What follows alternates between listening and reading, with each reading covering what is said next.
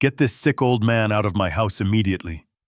That is what I heard my daughter-in-law scream at 3 in the morning, while I stood paralyzed in the dark hallway. She thought I was asleep.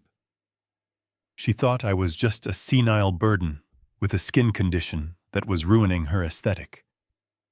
To my shock, my son did not defend me. He agreed. He chose his wife's vanity over the father who had quietly paid for the roof over their heads. So the next morning, I did exactly what they asked. I left. But I did not leave empty-handed. I took my dignity, my $12 million bond maturity that was set to cash out that very day, and the deed to the house they were living in.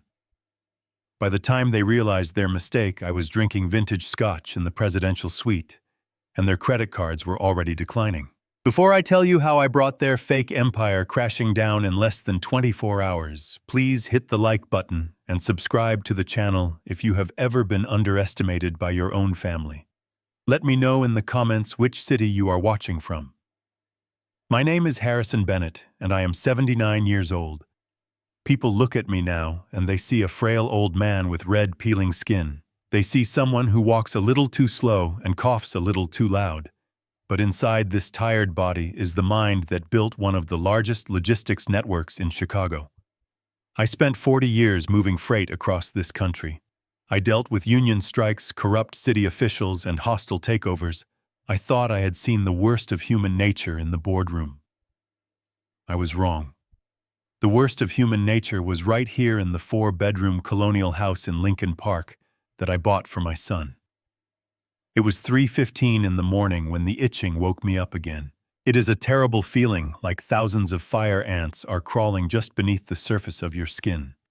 The doctors kept telling me it was a fungal infection, or maybe eczema, or perhaps something contagious. They gave me creams that smelled like sulfur, and pills that made me dizzy. Nothing worked. Deep down, I think my body was just rejecting the environment. My skin was trying to crawl away from this house even before my legs decided to. I needed water. My throat was parched from the dry heat they kept pumping through the vents. I sat up in the twin bed in the downstairs guest suite. This used to be the maid-s room, but when I moved in 6 months ago, Tiffany, my daughter-in-law, insisted it was the best place for me. She said it was because of the stairs. I knew it was because she didn't want me near the master suite or the children's rooms upstairs. I put on my slippers, the old leather ones Preston gave me 10 years ago, and shuffled toward the kitchen. The house was silent, or so I thought. The moonlight was streaming through the bay windows, illuminating the expensive decor. I paid for those windows. I paid for the marble floors under my feet. I paid for the art on the walls that I didn't even understand. As I neared the kitchen, I saw the light spilling out from the open-concept living room. I heard the aggressive clinking of ice against glass. Then I heard her voice. Tiffany. She wasn't whispering. She was hissing like a snake cornered in a garden. I cannot take it anymore, Preston. I really cannot. I froze in the shadows of the hallway. I should have made a noise. I should have coughed. But something in her tone made me stop. It was filled with such raw, unfiltered hatred. Babe, please keep your voice down, Preston muttered. His voice sounded tired, defeated. No, I will not keep my voice down, she snapped. Look at this sofa, Preston. Just look at it. I leaned forward slightly, peering around the doorframe. Tiffany was standing in her silk robe, pointing accusingly at the cream-colored Italian leather sectional. It cost $5,000. I remembered writing the check for it, because Tiffany said it was essential for her mental health to have a calming living space. I found flakes of his skin on the cushions again today, she said, her voice trembling with disgust. It is revolting. I tried to vacuum it up, but it is like dust. It gets everywhere. I feel like I am living in a petri dish. It makes me want to vomit. I instinctively touched my arm. My skin was dry, yes. It peeled sometimes. But I was always careful. I always wore long sleeves. I always cleaned up after myself. Hearing her describe me as a source of contamination made my stomach turn. "He is old," Tiff Preston said. He sipped his drink. "He doesn't mean to." "I do not care if he means to or not," she practically shouted, throwing her hands up. "Tomorrow is my 34th birthday. I have the mayor's wife coming. I have half the country club coming. I have spent months curating the perfect image for this party. I cannot have a walking disease sitting in the corner scratching himself while we eat cake. It ruins the brand Preston. It ruins everything I have built." The brand. She called her life a brand. She was an influencer with 20,000 followers, mostly bought bots who posted pictures of avocado toast and yoga poses. And I was ruining the brand. "So what do you want me to do?" Preston asked. He sounded annoyed, not at her cruelty, but at the inconvenience of the situation. "Get this old man out," she said. The words hung in the air like smoke. "Get him out. Tomorrow morning. I don't care where he goes. Put him in that state facility on the south side. Put him in a motel. Just get him out of my house before the caterers arrive at noon." I held my breath. My chest tightened. This was the moment. This was the moment my son, the boy I taught to ride a bike, the man whose business school tuition I paid in full, would stand up for me. He would tell her that I was his father. He would tell her that I was grieving the loss of my wife and that I was sick. He would tell her that this was technically my house. There was a long silence. I watched Preston swirl the ice in his glass. He looked at his wife, then he looked at the expensive sofa. "Okay," he said softly. My heart didn't break. It shattered. It dissolved into dust, just like the skin Tiffany hated so much.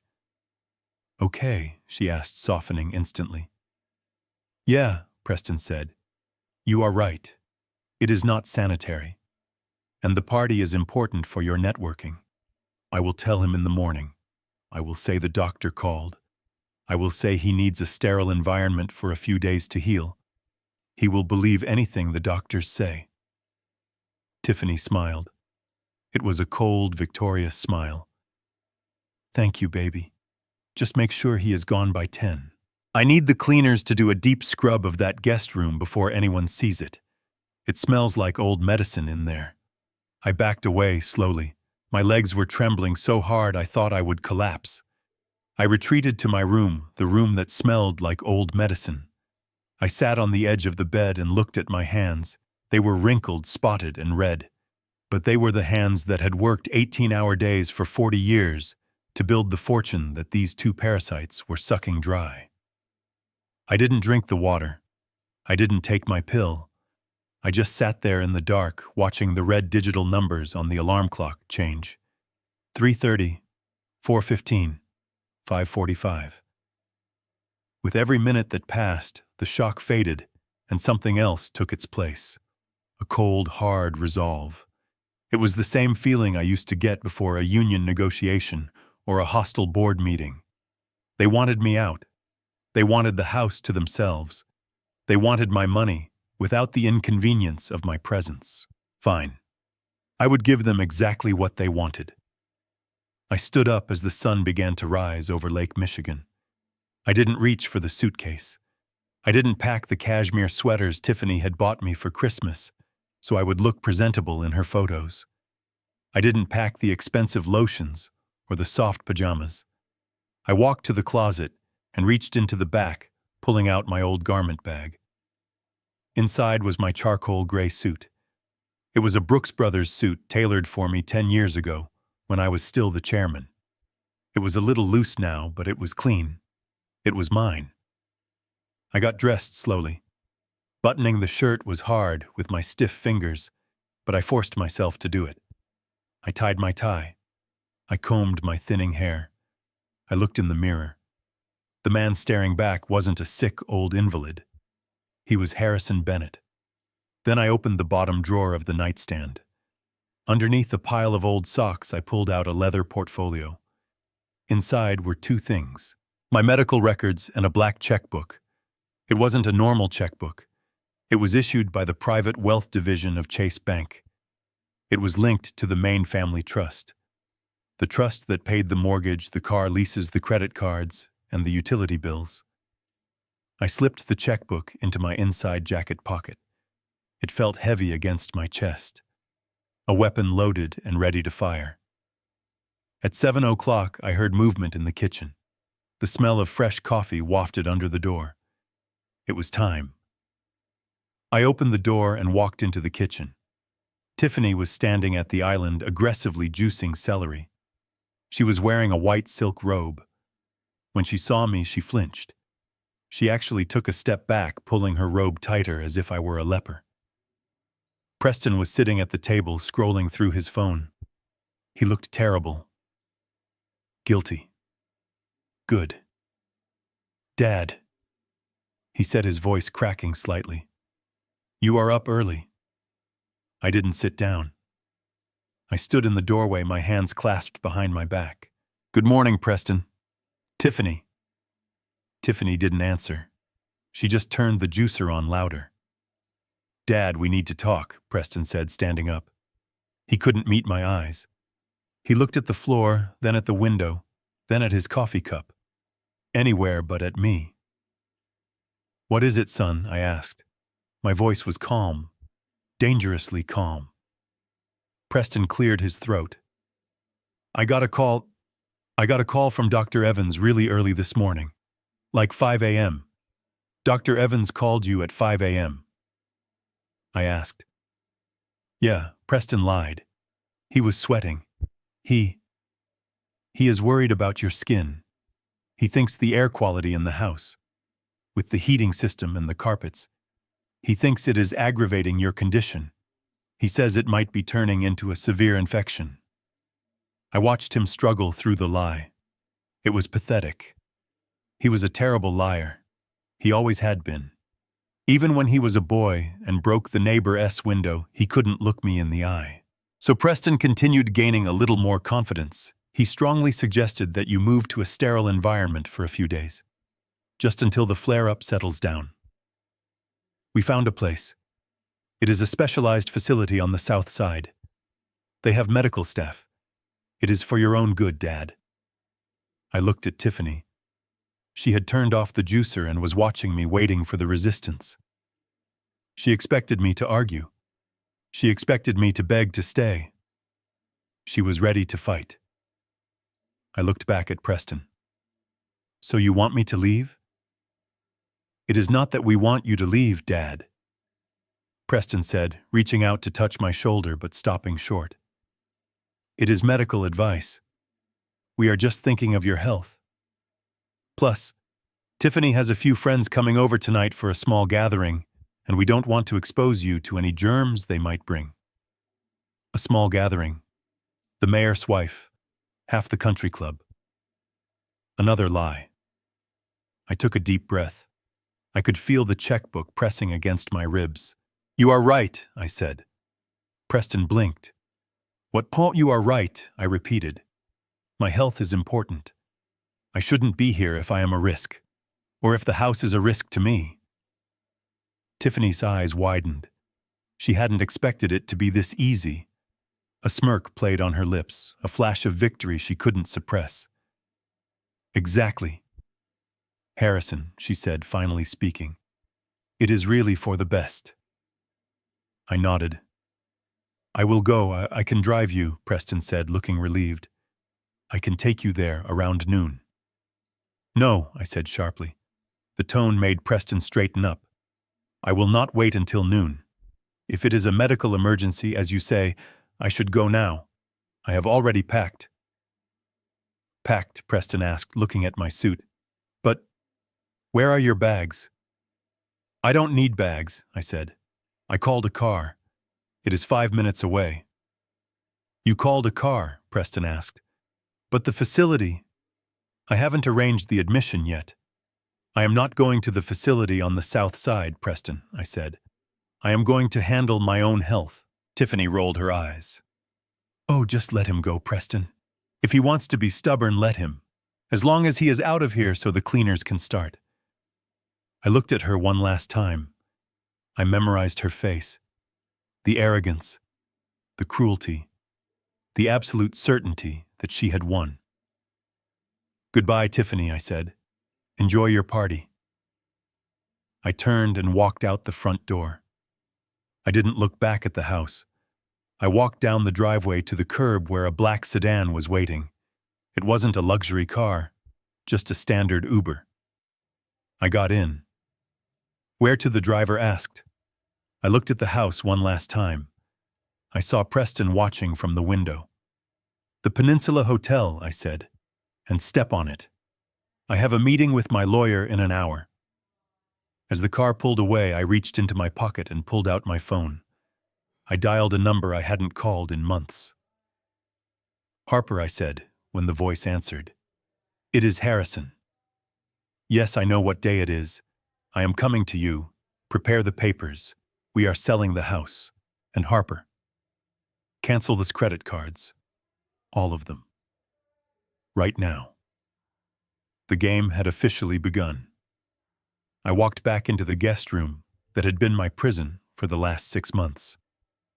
The air inside smelled stale, a mixture of the cheap medicinal ointment they forced me to use and the dampness of the basement level.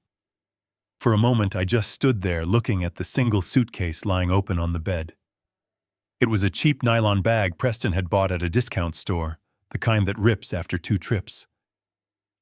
I stared at the clothes hanging in the closet. There were rows of beige cardigans, shapeless sweatpants, and polyester shirts that scratched my skin. Tiffany had thrown out all my old clothes the day I moved in, claiming they smelled like old people and mothballs. She had replaced them with this uniform of surrender. She wanted me to look like a patient. She wanted me to feel like one. I reached out and grabbed a handful of the beige cardigans. The fabric felt synthetic and lifeless in my hands. I threw them on the floor. Then I grabbed the sweatpants, the orthopedic socks, and the ugly plaid shirts. I threw them all into a pile in the corner. I would not take them. I would not wear her costumes anymore. I reached all the way to the back of the closet, pushing aside the winter coats they stored in my room.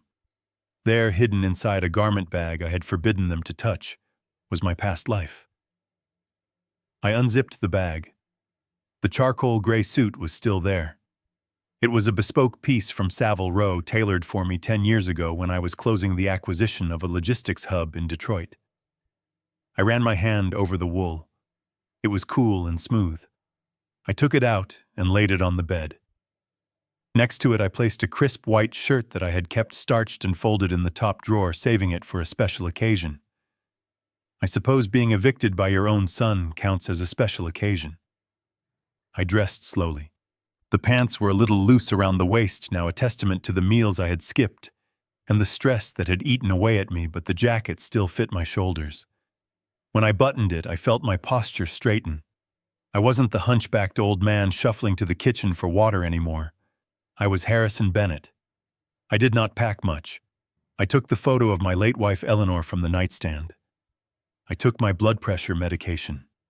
And then I reached under the mattress, where I had taped a small flat envelope. I tore it open. Inside was my passport and the black leather checkbook from Chase Private Client. I ran my thumb over the embossed gold lettering. This little book had the power to buy this entire neighborhood. Yet I had been afraid to use it. I had been afraid of rocking the boat. I slipped it into the inside pocket of my suit jacket, right next to my heart. It felt like armor. I zipped up the small bag with just my toiletries and the few personal items that mattered. I left the closet doors open, the empty hangers rattling slightly. I left the pile of cheap clothes on the floor. Let Tiffany clean them up. When I stepped out of the room, she was waiting. Of course she was. Tiffany stood in the hallway armed with a spray bottle of industrial disinfectant and a roll of paper towels. She was wearing rubber gloves. The sight would have been comical if it were not so degrading. As I took a step forward, she sprayed the floor behind me. Hiss, hiss, hiss. The chemical smell hit my nose immediately, making my eyes water. "Just keep moving, Harrison," she said, her voice muffled by the mask she had pulled up over her nose. Try not to touch the walls. I just had the painters touch up the trim. I looked at her. Really looked at her. I saw the fear in her eyes, but it wasn't fear of germs. It was fear of anything that wasn't perfect. Anything that reminded her that life was messy and human. She was scrubbing away my existence before I was even out the door. She reached into the pocket of her silk robe and pulled out a crumpled wad of cash. She tossed it at me. It did not land in my hand. It fluttered to the floor, landing near my polished leather shoes. $200, she said. That should cover a taxi to the state facility and maybe a lunch. Do not come back here, Harrison. Seriously. If you forget something, we will mail it to you. I do not want you ruining the vibe of the party tonight. I looked down at the bills on the floor. Andrew Jackson stared back at me. In the past, I would have picked it up. I was raised to never waste money. But today, I stepped over it. I planted my shoe right next to the cash, pivoted, and walked to the front door. I heard her gasp. You are just going to leave it there, you ungrateful old. I closed the heavy oak door behind me, cutting off her voice. The silence of the morning was beautiful. The air outside was crisp and cold, free of lavender-scented poison. A black Toyota Camry was waiting at the curb. It was the Uber I had called. I walked down the driveway, the wheels of my small suitcase clicking against the pavers I had paid for. I did not look back at the upstairs window. I knew Preston was there. I knew he was watching, hiding behind the curtains, relieved that his problem was solving itself. The driver was a young man with a thick beard. He popped the trunk and looked at me with concern as I lifted my bag. You okay there, Pops? He asked. You look a little overdressed for a Tuesday morning. I am better than okay, son, I said, sliding into the back seat. I am free. Where to? He asked, checking his GPS. It says you put in a generic location downtown. The Peninsula Hotel, I said, on East Superior Street. The driver raised an eyebrow in the rearview mirror. The Peninsula. You know that is like 5 stars, right? I know, I said, leaning my head back against the seat. Just drive. We merged onto Lakeshore Drive. The city of Chicago rose up before us, steel and glass shining in the morning sun. I watched the lake whip by the water, choppy and gray. I used to own a fleet of trucks that ran this highway every day.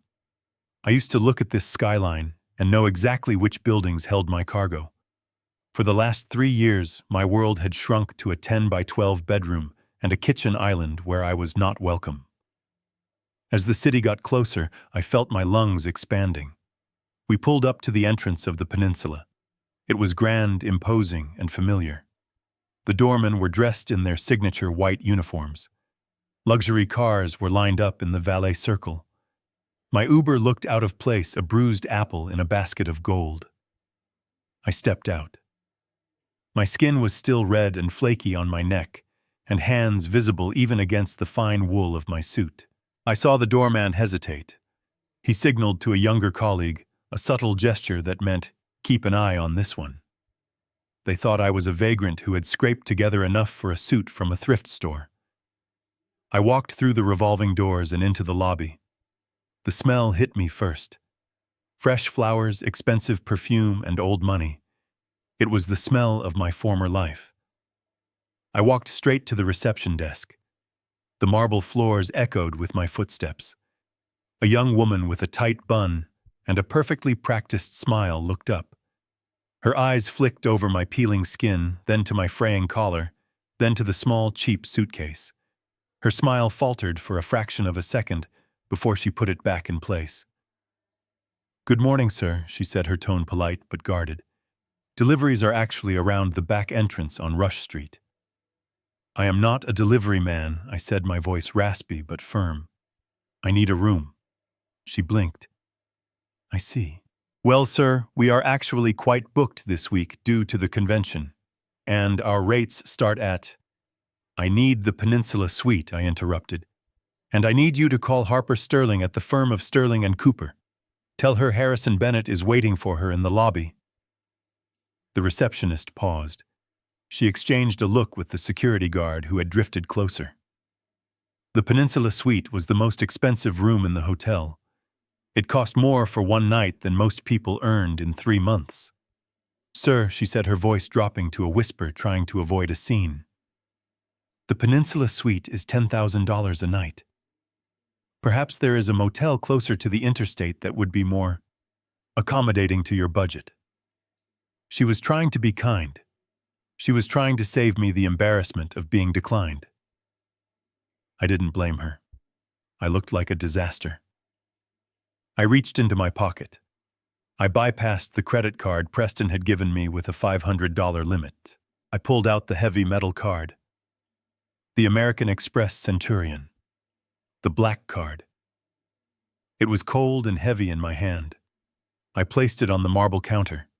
It made a distinct heavy clunk that sounded like a gavel hitting a judge's bench. "I will take the suite for a month," I said, "and please send a bottle of Chateau Margaux 1996 to the room. I have had a long morning." The receptionist stared at the card. She knew what it was. "You could not apply for this card. You had to be invited, and you had to spend millions to keep it." The blood drained from her face. She looked up at me, and the pity in her eyes vanished, replaced by sheer panic. "Mr. Bennett," she stammered, her fingers flying across her keyboard. I am so terribly sorry. I didn't recognize. Please forgive me. Let me get the general manager." "No need," I said. "Just the key. And the wine." I sat down in the velvet armchair facing the window. I watched the cars moving like ants down below on Michigan Avenue. Somewhere out there, Preston was probably waking up thinking he had solved his problem. Somewhere out there, Tiffany was blowing up balloons thinking she was the Queen of Chicago. I took another sip of wine and waited for my lawyer. The game had just begun, and they didn't even know the rules. The doorbell to the suite rang exactly at 11 o'clock. It was not a hesitant knock like room service, but a firm, confident ring. I was standing by the window watching the traffic on Michigan Avenue, feeling the strangeness of the silence around me. For 3 years, my life had been filled with the noise of Tiffany complaining or the television blaring cartoons for my grandchildren, whom I was rarely allowed to hold. Now there was only the hum of the city and the beating of my own heart. I walked to the door and opened it. Harper Sterling stood there. She looked exactly the same as she did the day I retired 5 years ago. Sharp, impeccable, wearing a navy blue power suit that cost more than Preston's car. Her silver hair was cut in a precise bob, and her eyes behind her rimless glasses were intelligent and kind. She was holding a thick leather briefcase in one hand and a small white box in the other. "Harrison," she said, her voice softening the moment she saw me. She didn't look at my suit. She looked at my face. She looked at the red inflamed patches of skin on my neck and the way my hands trembled slightly. She didn't flinch like Tiffany. She didn't look away in embarrassment like Preston. She stepped forward and wrapped her arms around me in a hug that smelled of expensive stationery and loyalty. "I am so sorry, my friend," she whispered. "I am so sorry I didn't intervene sooner." I patted her back awkwardly. I was out of practice with human contact that wasn't clinical or accidental. "I am fine, Harper. I am better now. Come in." She walked into the suite, her heels clicking on the hardwood floor of the entryway. She placed the briefcase on the heavy mahogany dining table and set the small white box next to it. "First things first," she said, opening the box. It was a cupcake from a bakery we used to frequent near the old office. It had a single unlit candle on it. "Happy birthday, Harrison." I stared at the cupcake. In the chaos of the morning and the rush of being evicted and the burning shame of the last 24 hours, I had completely forgotten. Today was my 79th birthday. My son hadn't forgotten, he just didn't care. He had given me an eviction notice as a present. "Thank you, Harper," I said, my throat feeling tight. "I suppose 79 is a good age to start over." Harper pulled out a chair and sat down, her demeanor shifting instantly from friend to attorney. She opened her briefcase and began laying out documents. The paper made a crisp, authoritative sound in the quiet room. "Let us get to business," she said. "I received your call. I have pulled everything. The trust documents, the corporate bond certificates, and the real estate deeds." "Harrison, are you absolutely sure about this?" "Once we pull this trigger, there is no unpulling it. This is the nuclear option." I sat opposite her. I poured myself a glass of water from the crystal pitcher. I thought about the way Tiffany had sprayed disinfectant behind me. I thought about Preston looking at the floor while his wife called me a disease. "I am sure," I said. "What is the status of the bond?" Harper picked up a document with a blue border. "It is perfect timing, actually. Almost poetic. You purchased the 30-year corporate growth bond exactly 30 years ago today. The principal was $3 million. With the compound interest and the market performance of the logistics sector over the last 3 decades, it has matured significantly." She slid the paper across the table. I looked at the number at the bottom. $12,450,000. "I bought this the day Preston turned 6, I said quietly, tracing the number with my finger. "I wanted to make sure that no matter what happened to the company, no matter what happened to me, he would always be secure. I was building a safety net for a boy who grew up to push me off the tightrope." Harper nodded slowly. "The funds became liquid at 9 a.m. this morning. I have already transferred them into your personal holding account at Chase Private Client, just as you instructed. You are liquid, Harrison. You have access to every cent." "Good," I said. "Now let us talk about the house." Harper pulled out a much thicker stack of papers. This was the file for Second Chance Holdings, the limited liability company I had formed to purchase the Lincoln Park property. Preston and Tiffany loved to tell their friends at the country club that they owned the house. They loved to show off the deed frame on the wall. But they never read the fine print.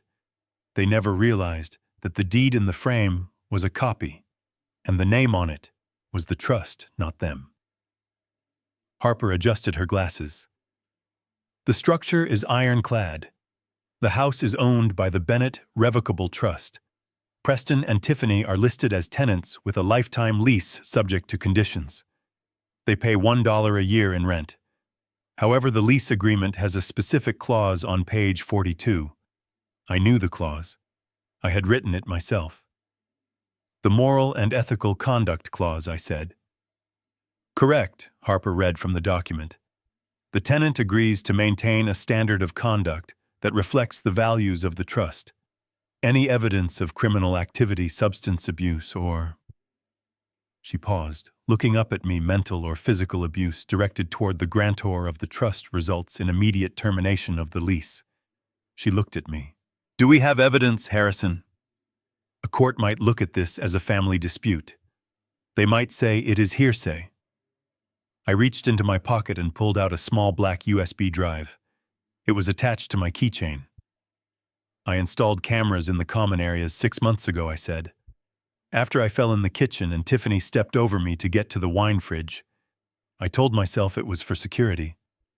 But deep down, I think I was gathering ammunition." I plugged the drive into Harper's laptop. I clicked on a file dated 2 weeks ago. The video showed me sitting at the dining table trying to eat soup with my trembling hands. Some of it spilled on the placemat. Tiffany walked into the frame. She didn't offer a napkin. She grabbed the bowl away from me and threw it in the sink, screaming that I was a disgusting pig who belonged in a barn. The audio was crystal clear. Harper watched the video in silence. Her jaw tightened. She clicked on another file. This one was from yesterday. Preston and Tiffany discussing how to manipulate me into signing over my power of attorney so they could access the main investment accounts. "That is enough," Harper said, closing the laptop. Her voice was cold now. "That is not just a lease violation. That is elder abuse. That is conspiracy to commit fraud. We can have the sheriff there in an hour." "No sheriff," I said. Not yet. I want them to feel it first. I want the facade to crack before the walls come down. Harper nodded, understanding. She pulled out her phone. Okay. Phase 1. The credit cards. She tapped the screen, accessing the bank's admin portal. Preston and Tiffany carry the Platinum Amex and the Black Visa Infinite.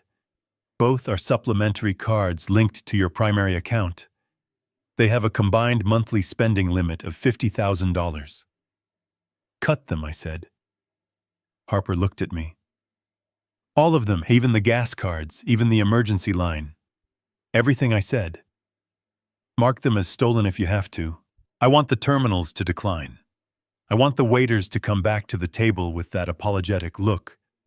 I want them to feel the embarrassment of having zero purchasing power. Harper tapped the screen. Done. The cards are dead. As of this second, they cannot buy a pack of gum. She looked at the time. It was 5 p.m. The party would be starting soon. The caterers would be setting up. The florists would be demanding final payment upon delivery. Harper leaned back in her chair. You know what is going to happen, Harrison. The moment those cards decline, the caterer is going to pack up the food. The florist is going to take back the roses. It is going to be a public humiliation in front of the very people Tiffany tries so hard to impress. I took a sip of water. I remembered the way Tiffany had looked at me this morning, the way she had tossed $200 on the floor like I was a beggar. They wanted a party, I said. They wanted a celebration, without the old man ruining the aesthetic. Well, I am giving them exactly that. A party I am not paying for. Harper smiled a sharp, dangerous smile. I will draft the eviction notice tonight. I will have a courier deliver it tomorrow morning. But Harrison, are you prepared for the fallout? They will come for you. They will cry. They will use the grandchildren. Let them come, I said. I stood up and walked to the window. The sun was setting over the city, casting long shadows across the buildings. Somewhere down there in that beautiful house I bought my son was probably putting on his tuxedo, thinking he was the king of the world. He didn't know the castle was made of sand, and the tide had just come in. Harper stood up and packed her briefcase. She didn't need to ask anything else. She was a soldier receiving orders, and she knew the mission was just. One more thing, I said as she headed to the door. Yes. Transfer $2 million into a separate trust for the grandchildren, I said. Education only. Nothing for lifestyle. And make yourself the sole trustee. If Preston tries to access it, I want the system to flag it as fraud. Harper nodded. You are a better man than they deserve, Harrison. I am not doing it for them, I said. I am doing it because I am a Bennett. And Bennetts pay their debts, even the ones they don't owe. She left the room, leaving me alone with the silence and the $12 million sitting in an account that was now solely mine. I walked over to the small white box on the table. I picked up the cupcake. I didn't light the candle. I just took a bite. The frosting was sweet, but it didn't mask the bitterness in my mouth. I looked at the phone on the desk. It was silent. But I knew with absolute certainty that in about 3 hours, when the bill for the champagne came due, it would start ringing. I poured myself a glass of the 1996 Chateau Margaux. I swirled the dark red wine, watching it coat the glass. Happy birthday to me, I whispered to the empty room. Let the party begin. I sat in the velvet armchair of the Peninsula Suite with the lights dimmed. The city of Chicago twinkled outside the floor-to-ceiling windows, indifferent to the drama unfolding in my life. On the mahogany desk in front of me, Harper's laptop was open. The screen displayed a grid of 4 live video feeds. It was the security system I had installed 6 months ago, the one Tiffany thought was just for burglars. She never realized that the most dangerous people in that house were the ones living in it. The show had begun. Through the camera lens, I watched my own living room transform into a stranger-esque nightclub. The furniture I had paid for was pushed against the walls. A DJ booth was set up in front of the fireplace, blocking the portrait of my late wife. The air was filled with the thumping bass of music that made the crystal chandelier vibrate. Tiffany was in the center of the room. She was wearing a gold-sequined dress that cost more than my first car. She held a glass of champagne in one hand and her phone in the other, broadcasting her life to an audience of strangers. I turned up the volume on the laptop. Finally, she chirped into her phone camera, panning around the room. "The house feels so much lighter tonight, you guys. We finally cleansed the space of all that negative, toxic energy. It is like I can finally breathe." She was talking about me. I was the negative energy. I was the toxicity she had scrubbed away with industrial disinfectant. I watched as her friends, a collection of women with frozen smiles and men in rented tuxedos, nodded in agreement. They toasted to her freedom. They ate the caviar I had paid for.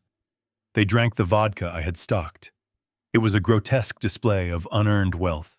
Then I saw the first crack in the foundation. A sommelier from the catering company approached Preston near the kitchen island. I zoomed in on the feed. Preston was laughing with a group of men from his golf club, holding a cigar he didn't know how to smoke properly. He looked confident. He looked rich. The sommelier leaned in and whispered something to Preston. I could hear the audio clearly through the high-definition microphone hidden in the smoke detector. "Mr. Bennett," the sommelier said politely, "we are running low on the Dom Perignon. Mrs. Bennett just requested 5 more bottles of the vintage stock for the toast. It is an additional $2,000. I need to run a card for the authorization before we pop the corks." "No problem at all," Preston said, his voice booming with false bravado. He reached into his pocket and pulled out the wallet I had given him for Christmas. He slid out the black Visa Infinite card. It was the supplementary card linked to my primary trust account. He handed it to the sommelier with a flourish, barely looking at the man. "Keep the tab open," he said. "We are just getting started." The sommelier inserted the card into the portable chip reader. I leaned forward in my chair at the hotel. This was it, the moment of impact. The machine beeped, a harsh, dissonant sound that cut through the music in my ears. The sommelier frowned. He pulled the card out and wiped the chip on his sleeve. He inserted it again. Beep. "I am sorry, Mr. Bennett," the sommelier said, his voice dropping a decibel. "The transaction was declined. It says, 'Do not honor.'"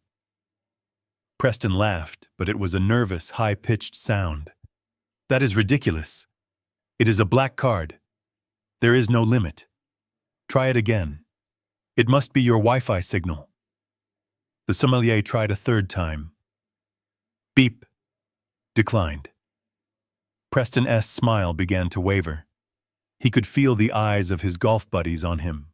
He pulled out the American Express Platinum next. This one was also linked to my account. "Here, use this one," Preston said, his hand shaking slightly. "The chip on the Visa is probably demagnetized." The sommelier took the Amex. He swiped it. Beep. "Transaction not authorized," the sommelier read from the screen. "Please contact the card issuer." Silence seemed to ripple outward from where they stood. The DJ was still playing, but the group around Preston had gone quiet. Tiffany noticed the commotion and floated over her gold dress, shimmering. "Baby, what is the holdup?" she asked, her voice tight. "The girls are waiting for the toast." "It is nothing," Preston hissed, sweat beading on his forehead. "These machines are garbage.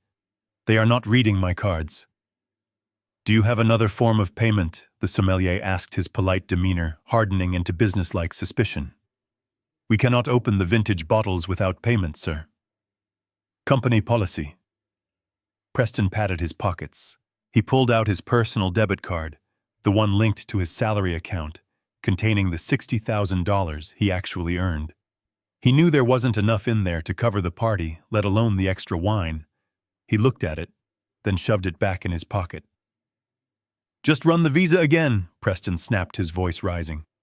"Do you know who I am? Do you know who my father is?" I took a sip of my wine in the hotel room. Yes, Preston. I know exactly who your father is. And for the first time in your life, your father isn't there to bail you out. Suddenly, Preston S.'s phone began to vibrate on the counter. Then Tiffany S.'s phone buzzed in her hand. Then the iPad controlling the house music chimed. It was a synchronized assault of notifications. Preston picked up his phone. I saw the color drain from his face instantly. It was a ghostly white that matched the table linens. "What is it?" Tiffany asked, grabbing his arm. Preston stared at the screen. He was reading the email Harper had triggered. Alert, he read, his voice trembling so much it was barely audible. Primary account holder. Harrison Bennett has reported all supplementary cards as compromised. Access has been revoked. All pending transactions have been canceled. Compromised, Tiffany shrieked. What does that mean? It means Dad cut us off, Preston whispered. He looked up, his eyes scanning the room as if he expected me to jump out from behind the curtains. He cut everything off, Tiff. The credit lines, the cash advance, everything. The sommelier took the card reader back. Sir, if you cannot pay, I am afraid we have to stop service. No, wait, Tiffany yelled. You cannot stop. I have guests. I watched as the sommelier signaled to his team. It was a subtle hand gesture, but effective. Waiters stopped passing trays. Bartenders put the corks back in the bottles. The music didn't stop, but the flow of luxury did. Preston grabbed his phone and ran toward the hallway away from the guests. He was hyperventilating. I saw him fumbling with the keypad, his fingers thick and clumsy. In my hotel suite, the phone on the marble coffee table began to buzz. It danced across the surface, vibrating with desperation. I looked at the caller ID. Preston. I didn't reach for it. I didn't feel the urge to answer. I didn't feel the guilt that usually manipulated me into fixing his mistakes. I just felt a cold, calm satisfaction. I watched the screen on my laptop. Preston was pacing in the hallway, pressing the phone to his ear, his face twisted in panic. Pick up, Dad. Pick up, I heard him muttering through the security feed. I took another sip of the Chateau Margaux.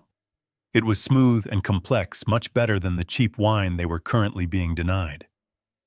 I reached out and turned my phone over, placing it face down on the table. Let it ring. Let him panic. Let him feel what it is like to be helpless in his own home. The party was over, but the lesson had just begun.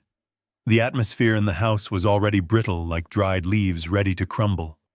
After the credit card fiasco, Preston had managed to scrape together some cash from his hidden stash in the garage to pay the catering manager just enough to keep the staff from walking out, but not enough to keep the champagne flowing.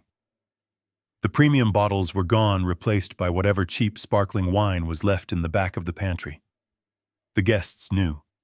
I could see it on the monitors in my hotel room. I watched as they huddled in small groups, whispering behind their manicured hands, casting side glances at my son, who was sweating through his tuxedo. Tiffany, to her credit, was a master of delusion. She clapped her hands and announced that it was time for the cake, trying to drown out the awkwardness with sheer volume. The lights were dimmed. A 3-tier cake with sparklers was wheeled out. The DJ played a generic, upbeat song. For a moment, just a moment, it looked like they might survive the night, with their reputation barely intact. Tiffany stood by the cake, the sparklers illuminating her desperate smile. She raised a knife ready to cut into the fondant. Then the room exploded with orange light. It wasn't the warm glow of candles. It was the harsh, rhythmic flashing of amber strobe lights pouring in through the bay windows. The light bounced off the crystal chandelier and washed over the guests' faces, turning them into pale, startled ghosts. Then came the sound. Beep, beep, beep. It was the unmistakable, heavy mechanical sound of a large commercial truck reversing. The noise cut through the music like a knife. The guests stopped clapping. The sparklers on the cake fizzled out, leaving trails of gray smoke. "What is that?" someone asked. "Is that a fire truck?" Tiffany froze. She looked at Preston. Preston looked at the window, and I saw his eyes widen in recognition. He knew that sound. He had grown up around logistics yards. That was the sound of a flatbed tow truck. I leaned closer to my laptop screen, taking a sip of my wine. "Here comes the cavalry," I whispered. The front door, which had been left unlocked for the guests, pushed open. Two men walked in. They were not dressed for a party. They wore heavy work boots, grease-stained jumpsuits, and high-visibility vests that clashed violently with the black-tie dress code.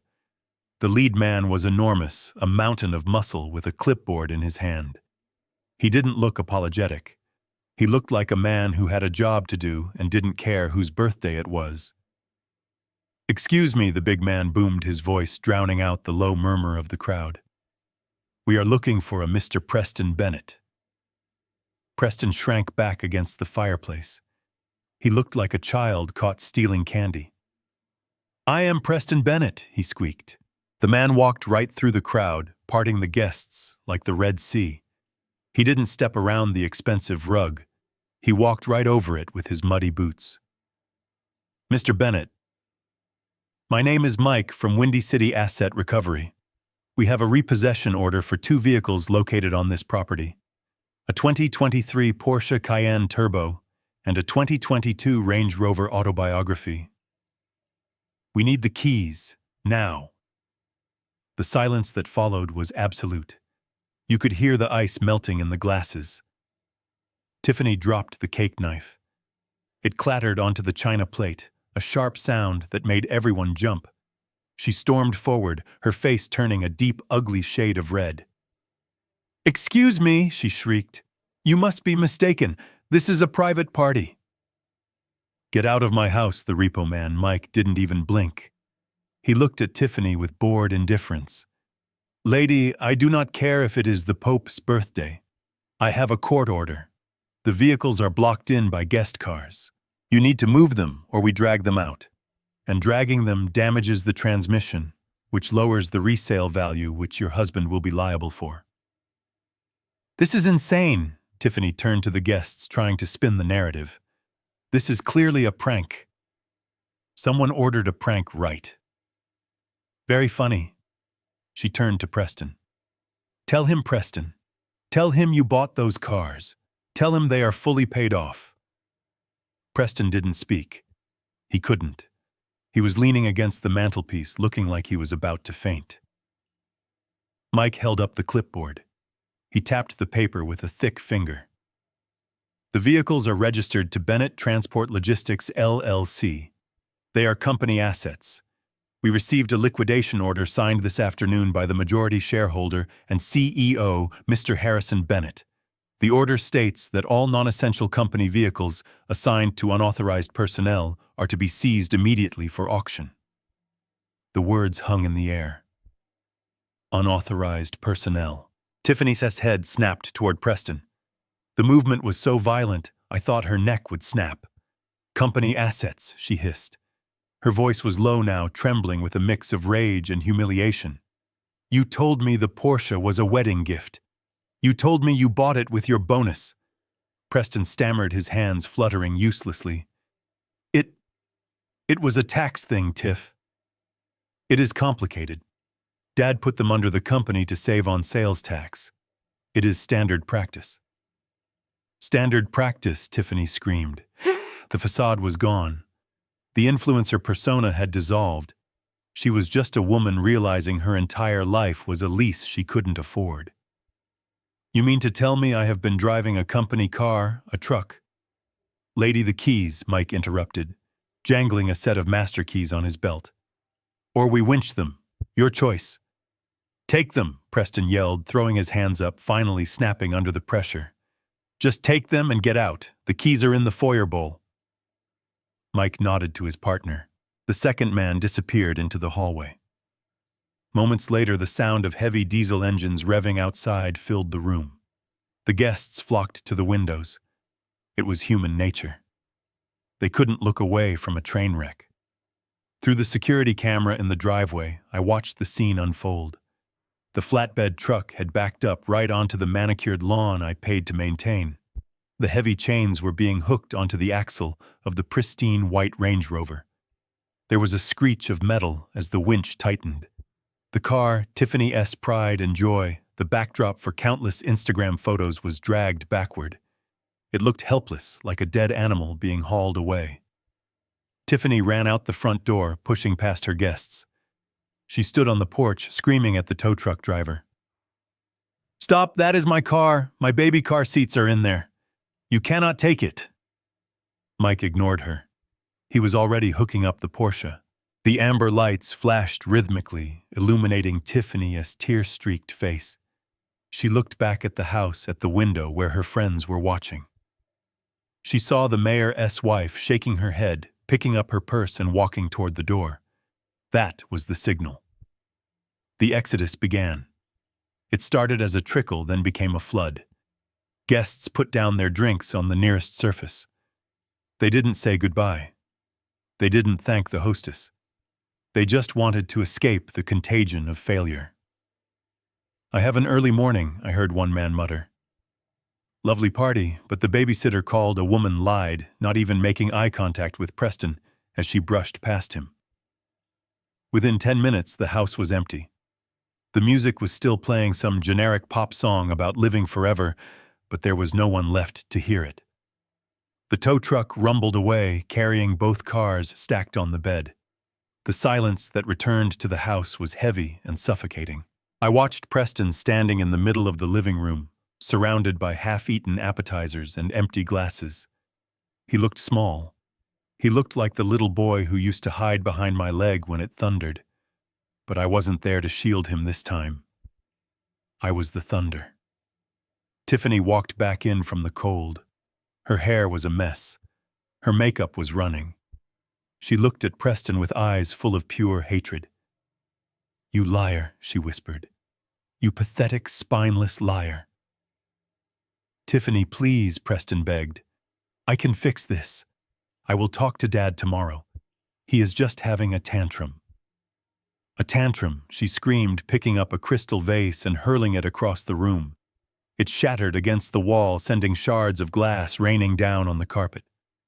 "He just repossessed our cars in the middle of my birthday party. He humiliated me in front of the entire city. And you just stood there." She advanced on him, poking him in the chest with a manicured fingernail. "You said you were the VP. You said you ran the company. But you own nothing, Preston. You are nothing. You are just a 40-year-old man living on an allowance from Daddy. And now Daddy cut the cord." "I don't need him," Preston shouted back, his face turning purple. "I have my own money. I have my salary." "Your salary," Tiffany laughed, a cruel, hysterical sound. "Your salary doesn't even cover the landscaping bill for this house. How are we going to pay the mortgage? How are we going to pay the club?" "Dues, we don't pay the mortgage," Preston yelled. "The trust pays it, not anymore," she screamed back. "Did you not see the look on that lawyer's face? He is burning it all down, Preston, and it is your fault, you and your stupid obsession with pleasing him, and then treating him like a dog when he got sick." "My fault," Preston roared. "You were the one who told me to kick him out. You were the one who called him a walking disease. You said you wanted him gone by 10 a.m. Well, congratulations, Tiffany, he is gone, and he took his money with him." They stood there, chest to chest, breathing heavily, surrounded by the wreckage of their vanity. The birthday cake sat uncut on the table, a monument to a celebration that never really happened. I reached out and closed the laptop. I didn't need to see any more. I knew how this movie ended. When poverty walks through the door, love flies out the window, especially when that love was built on a foundation of credit cards and lies. I sat back in the silence of my hotel room. The adrenaline was fading, replaced by a deep, weary sadness. I had won the battle. I had crushed the enemy. But the enemy was my own son. I looked at the phone. It was quiet now. They were too busy tearing each other apart to call me. I stood up and walked to the bedroom. The sheets were turned down crisp and white. A chocolate was placed on the pillow. It was a stark contrast to the lumpy mattress and the smell of disinfectant in the guest room I had left that morning. I lay down, but sleep didn't come. I kept hearing the sound of the vase shattering. I kept seeing the look on Preston S.'s face when the guests walked out. I had taught him a lesson, yes, but the tuition was expensive. It had cost me the last shred of hope that my family could be saved. Tomorrow I would twist the knife. Tomorrow they would lose the roof over their heads. But for tonight, the repo men had done their job. They had taken away the wheels, leaving my son and his wife stranded in the reality they had created. I closed my eyes and listened to the hum of the city. I was alone. But for the first time in a long time, I was safe. The morning sun hit the windows of the Lincoln Park house, but there was no warmth inside. I woke up in my hotel suite to the smell of fresh croissants and strong coffee, but across the city, my son and his wife were waking up to a much harsher reality. The silence in their house was absolute.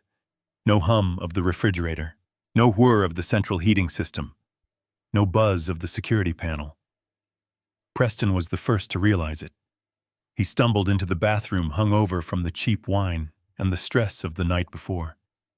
He turned the handle of the shower expecting the hot, high-pressure stream that I had paid to install.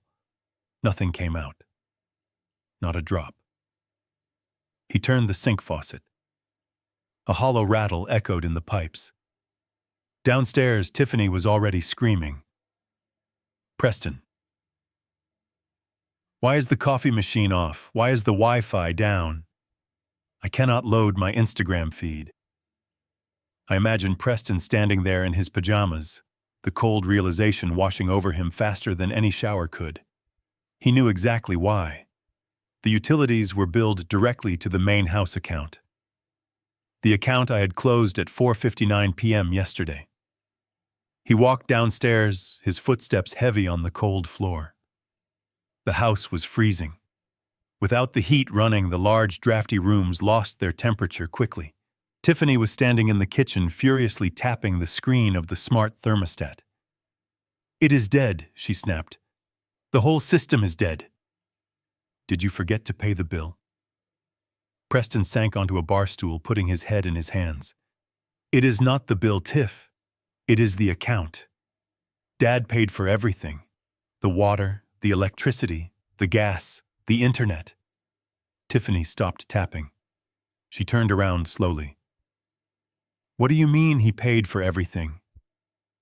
You said you split the bills with him. You said you handled the household expenses." "I lied," Preston whispered into his hands. "What I lied," he said louder, looking up with red-rimmed eyes. "I make $60,000 a year, Tiffany." 60. That is $5,000 a month before taxes. Our mortgage payment alone is zero because of the trust, but the property taxes, the insurance, the club dues, the car leases, the organic groceries. That is $15,000 a month, minimum. Tiffany stared at him. Her mouth opened, but no sound came out. She looked like a fish gasping for air on a dry dock. 60,000, she finally whispered. That is poverty wages, Preston. My purse cost 4,000. I know, Preston yelled, standing up. I know. But Dad covered the gap. He always covered the gap. The dividend checks from the trust, the direct debits. He set it up so we never even saw the bills. I just had to act like the big shot manager and the money just appeared. And now Tiffany asked, her voice trembling with a terrifying calm. Now it is gone, Preston said. The trust is locked. The cards are dead. We have $300 in the joint checking account, and we have no water. The reality hit Tiffany like a physical blow. She slumped against the marble counter. Marble she now realized she couldn't afford to polish. She looked around the kitchen. It wasn't a trophy anymore. It was a tomb. So we are destitute, she said. Because you let your father walk out the door. Because you couldn't handle a little skin condition. You wanted him out, Preston screamed back. You said he was ruining your brand. My brand is lifestyle, Tiffany shrieked. My brand is luxury. Who is going to follow a woman who lives in the dark and bathes in a bucket? You have to fix this, Preston. You have to fix this right now. How? How? Preston asked, defeated. He is gone. He probably hates us. He is old, Tiffany said, her eyes narrowing. The panic was receding, replaced by a cold, reptilian cunning. She was a survivor, I will give her that. She was a cockroach in couture. He is 79, Preston. He is sick. He was confused yesterday, remember? He was talking about people watching him. I wasn't, of course. But Tiffany was rewriting history in real time. He is clearly suffering from dementia. She continued pacing the kitchen floor, her heels clicking rhythmically. That is it. He is having a mental breakdown. That is why he canceled the cards. That is why he stole the company cars. It is irrational behavior. Preston looked at her confused. He is not senile, Tiff. He was pretty sharp when he left. Shut up, Tiffany snapped. He is senile if we say he is. We need to find him. We need to get him in front of a doctor who sees things our way. If we can prove he is mentally incompetent, we can get power of attorney. We can override his decisions. We can get the money back. She grabbed Preston by the shoulders of his pajamas. Think about it. He is out there somewhere alone with no medication. He is probably wandering the streets or checking into some flea-bag motel. We are doing this for his own good. It was a sick, twisted logic. But Preston, desperate and weak, latched onto it. He didn't want to be the villain. He wanted to be the concerned son saving his father. It was easier to swallow than the truth. Okay, he said. Okay. But where is he? I called his cell. It is off. We hire someone, Tiffany said. A professional. At 11 a.m., the phone rang. Mitch. Preston lunged for it. Did you find him? Is he okay? Is he at the shelter? There was a pause on the other end. A long, confused pause. Yeah. I found him, Mitch said. But he isn't at a shelter, buddy. And he definitely isn't wandering the streets. Where is he? Tiffany demanded. Is he at a hospital? No. Mitch said, and I could hear the smirk in his voice.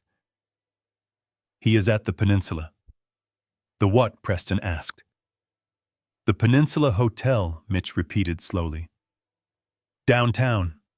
And he isn't just staying there. I ran his credit hit. He checked into the presidential suite.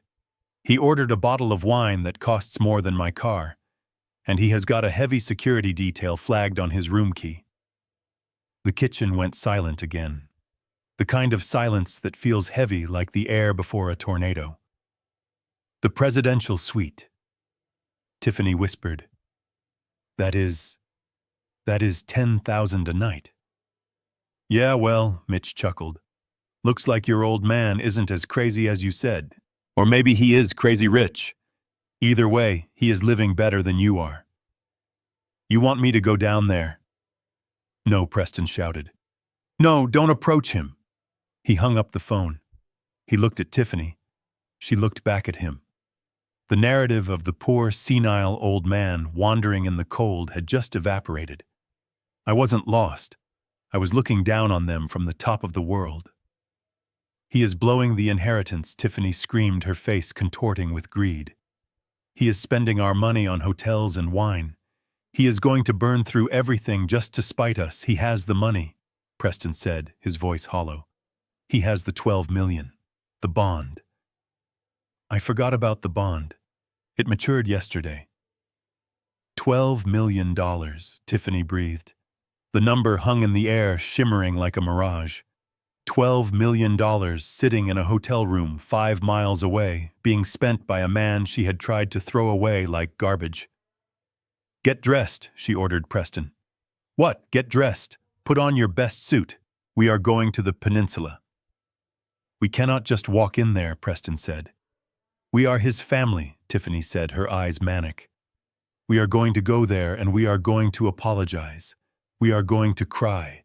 We are going to beg if we have to. And then when he lets his guard down, We are going to get him to sign those papers. I don't care if I have to drug him myself. We are not losing that 12 million, Preston. Not to a hotel bill. She ran upstairs to get ready, grabbing a bottle of cold water to wash her face. She put on her most conservative dress. She scrubbed off the heavy makeup, trying to look humble, trying to look like the grieving daughter-in-law. It was a performance. It was always a performance with her. Preston stood in the kitchen for a moment longer. He looked at the dead coffee machine. He looked at the empty driveway where his Porsche used to be. He realized he had no car to drive downtown. He would have to take the bus.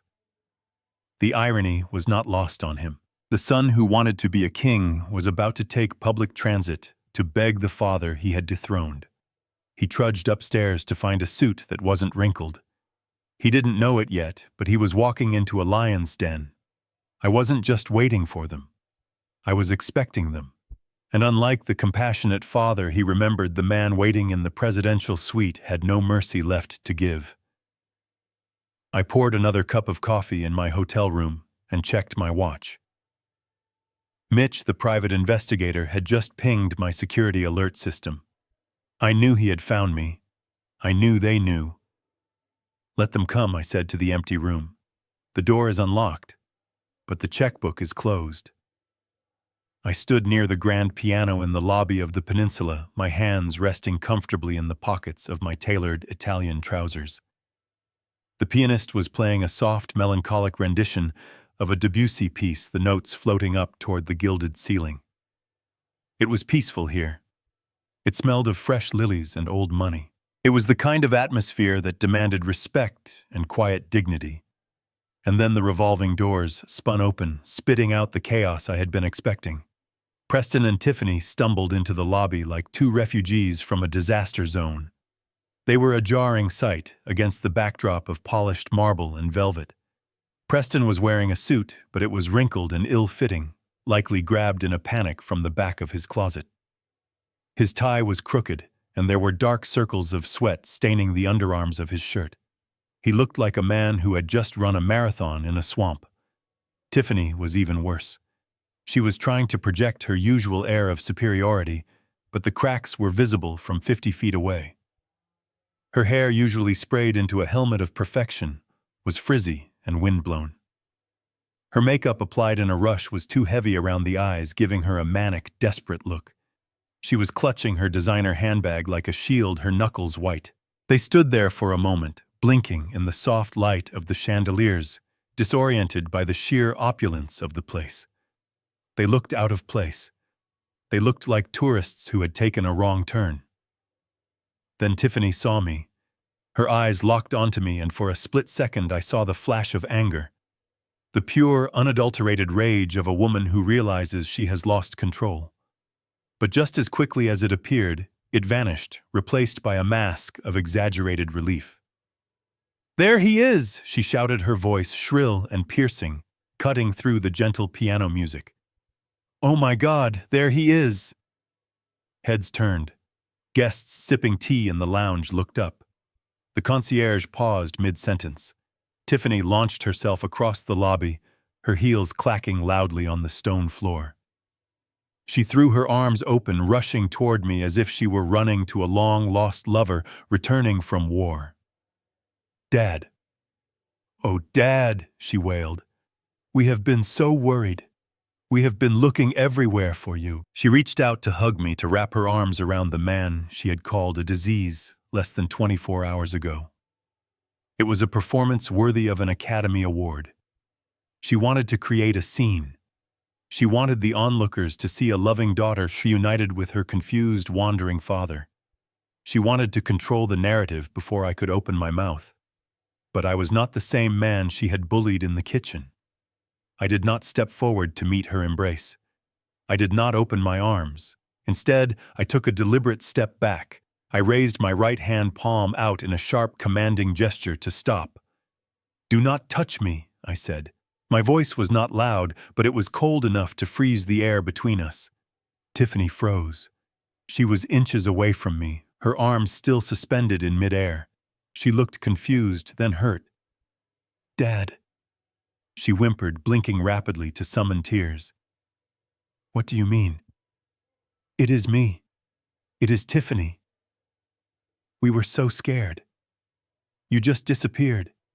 You walked out without your medication. We thought something terrible had happened to you. Preston caught up to her, panting slightly. He looked at me, then at the floor, unable to hold my gaze. Dad, please. Let us just go home. The car is outside. Well, the Uber is outside. We can go home and talk about this. I looked at my son. I looked at the pathetic desperation in his eyes. He didn't miss me. He missed the safety net. He missed the credit cards. He missed the illusion of being a successful man. I straightened the cuffs of my jacket. I noticed Tiffany staring at my suit. She was scanning me, looking for the red, peeling skin she hated so much. But she didn't find it. The high-quality moisturizer Dr. Evans had prescribed, combined with the lack of her toxic laundry detergent, had already worked wonders. My skin was healing. I looked healthy. I looked powerful. You were scared, I asked, keeping my voice level. Scared that I was dead, or scared that the ATM had walked away? Dad, don't say that, Preston pleaded, glancing around at the staring guests. You are not yourself. You are confused. I stepped closer to them. The scent of their desperation was palpable. It smelled like stale sweat and cheap perfume. I am more myself than I have been in 3 years, Preston, I said. And Tiffany, I am surprised you are standing so close. Yesterday you said I was a walking petri dish. You said you felt like you were living in a sewer. Aren't you afraid you will catch something? Tiffany's face flushed a deep, ugly red. She lowered her voice to a hiss, dropping the loving daughter act for a second. Lower your voice, Harrison. People are staring. Stop making a scene. You are embarrassing us. I laughed. It was a dry, humorless sound. I am embarrassing you. You are the ones who barged into a 5-star hotel looking like you just lost a fistfight with reality. 2 large security guards in dark suits materialized behind them. They had been watching the commotion. Mr. Bennett, the lead guard, said, addressing me with a respectful nod. Is everything all right? Are these people bothering you? I saw Tiffany flinch. She wasn't used to being the intruder. She was used to being the queen. No, we are family, she stammered, turning her charm on the guard. I am his daughter-in-law. We are just here to take him home. He is having an episode. He is not well. The guard didn't look at her. He kept his eyes on me, waiting for my command. I looked at them. I could send them away right now. I could have security drag them out to the curb, kicking and screaming. It would be satisfying, but it would be too easy. They needed to see what they had lost. They needed to understand the magnitude of their mistake. It is all right, Michael, I said to the guard. They are indeed family. Regrettably. I turned back to Preston and Tiffany. You want to talk? You want to see where I am staying? Dad, yes, Preston said, nodding eagerly. Let us just go to your room and pack your things. I didn't correct him. I didn't tell him there would be no packing. Fine, I said. Follow me. But try to keep up. And Tiffany, try not to touch anything. This hotel has very strict standards for cleanliness. I turned on my heel and walked toward the elevators. I didn't look back to see if they were following. I knew they were. They were moths drawn to the light of my money. I stepped into the elevator and pressed the button for the penthouse floor. Preston and Tiffany squeezed in beside me. The doors slid shut, sealing us in a box of mirrors and gold trim. The ride up was silent. I watched their reflections in the polished brass doors. Preston was wringing his hands. Tiffany was checking her makeup in the mirror, trying to salvage her face. So Preston said, breaking the silence, his voice trembling, "This place seems nice. Expensive. It is, I said simply. How are you paying for it, Dad? He asked the question, slipping out before he could stop it. I turned my head slowly to look at him. With my money, Preston. The money you thought didn't exist. The elevator chimed pleasantly as we reached the top floor. The doors opened directly into the foyer of the presidential suite. I stepped out. Preston and Tiffany followed, and I heard the collective gasp as they took in the room. It was magnificent. The afternoon sun was flooding through the floor-to-ceiling windows, illuminating the baby grand piano, the silk Persian rugs, and the dining table where a bottle of vintage champagne was chilling in a silver bucket. Tiffany's eyes went wide. She looked around the room with a hunger that was terrifying to behold. She was calculating the square footage. She was pricing the furniture. She was imagining herself posing on the balcony. "Oh, Harrison," she breathed, her voice dripping with sudden sweetness. "This is an incredible." "It is, isn't it?" I said, walking over to the bar. She walked further into the room, running her hand along the back of a velvet sofa.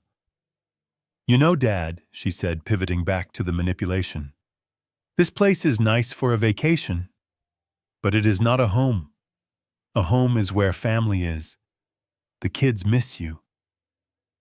Little Sophie was crying for her grandpa this morning. I poured myself a glass of water. I didn't offer them anything. "Sophie is too, Tiffany," I said. "She doesn't know who I am because you never let me hold her. You said my skin would scare her." That was a misunderstanding," Tiffany lied smoothly. "I was just being protective. But I see now that you are better. Look at you. You look 10 years younger." She walked toward me, a predator closing in on prey. "Come home, Dad. Please. We can convert the guest room into a proper suite for you. Or you can take the master bedroom. Yes, take the master. Preston and I will move to the guest room. We want you to be comfortable. We want to be a family again." Preston nodded vigorously. "Yeah, Dad. Whatever you want. Just come back. We can fix the accounts. We can sort this all out." I took a sip of water and set the glass down on the marble coaster with a sharp clink. I looked at them. Really looked at them. They stood there in the middle of this palace, looking small and greedy and pathetic. They didn't want me. They wanted the man who paid the bills. They wanted the ATM to start dispensing cash again. "You seem to be under a misapprehension," I said. What Preston asked. "You think I invited you up here to negotiate my return," I said. "You think there is a version of this story where I pack my bag, get in an Uber with you, and go back to that house to be ignored and insulted until I die." Tiffany's smile faltered. "Well, we just want what is best for you." I walked over to the desk where Harper Sterling, my lawyer, was sitting. She had been there the whole time, quietly observing from the high-backed leather chair in the corner. Preston and Tiffany hadn't even noticed her in their greed-induced trance. Harper swiveled the chair around. She wasn't smiling. "Hello, Preston." "Hello, Tiffany," Harper said coolly. Preston jumped. "Harper, what are you doing here?" "I am here to witness the eviction," Harper said, "and to ensure that Mr. Bennett's wishes are executed without interference." "Eviction," Tiffany shrieked. "What eviction?" I picked up the document Harper had prepared. It was heavy, printed on thick legal paper. "I invited you up here not to go home with you," I said, my voice rising, filling the room. "I invited you up here to show you what freedom looks like, and to give you this." I held out the envelope. "What is this?" Preston asked, his hands shaking so hard he could barely take it. "Open it," I commanded. Preston tore open the envelope. He pulled out the letter. His eyes scanned the page. His knees buckled. He actually had to grab the back of a chair to keep from falling. 30 days, he whispered. "You are giving us 30 days to vacate the premises," Harper clarified. "The house has been sold. The closing date is in 1 month." "Sold," Tiffany screamed. You sold our house. You cannot do that. It is our house. It is the trust's house, I corrected her. And since the trust has determined that the tenants are in violation of the moral conduct clause, the lease is terminated. You are a monster, Tiffany yelled, lunging toward me. You are a sick, twisted old man. How could you do this to your own son, to your grandchildren? I didn't flinch. I stood my ground. I am doing this for my grandchildren, I said. I am making sure they don't grow up thinking that this... I gestured to the two of them. This behavior is acceptable. I have set up a trust for them. They will be taken care of. But you are on your own. Preston looked up, tears streaming down his face. Real tears this time. Dad, please. I have no money. I have no credit. Where will we go? I walked to the window and looked out at the city. I don't know, Preston, I said softly. But I hear the state facility on the south side has vacancies. It is a sterile environment. Good for building character. Get out, I said, turning back to face them. Before I call Michael and have you escorted out. Tiffany looked at the room one last time. She looked at the champagne she would never drink. She looked at the view she would never own. Then she looked at me with pure venom. I hope you die alone in this hotel, she spat. I smiled. It was the first genuine smile I had felt in years. I might, I said, but at least I will be warm. And I won't be itching. Harper stood up and pointed to the door. They left. They walked out of the suite, out of the hotel, and out of my life. I heard the elevator doors close, sealing off the toxicity for good. I turned back to the window. The sun was setting, painting the sky in shades of purple and gold. I was alone. But for the first time, the silence didn't feel empty. It felt like peace. Before you leave, there is one more thing we need to address, a voice said from the shadows of the master bedroom doorway. Preston and Tiffany spun around, startled. They had been so focused on me and the eviction notice that they hadn't noticed the third person in the suite. A tall, silver-haired man in a pristine white coat stepped into the light. It was Dr. Richard Evans. He wasn't just my physician. He was a friend I had known for 40 years, a man who had been the best man at my wedding and who had held my hand when my wife died. Dr. Evans Preston stammered, confused. What are you doing here? Did you admit him? Is he worse? Tiffany's eyes lit up with a flicker of hope. She thought this was her moment. She thought the doctor was going to confirm her narrative that I was a senile, contagious invalid who needed to be institutionalized. She stepped forward, composing her face into a mask of fake concern. Doctor, thank God you are here, she said, her voice dripping with artificial sweetness. We have been trying to tell Harrison that he needs professional care. His skin condition is out of control. It is unsanitary. We have children in the house, you understand.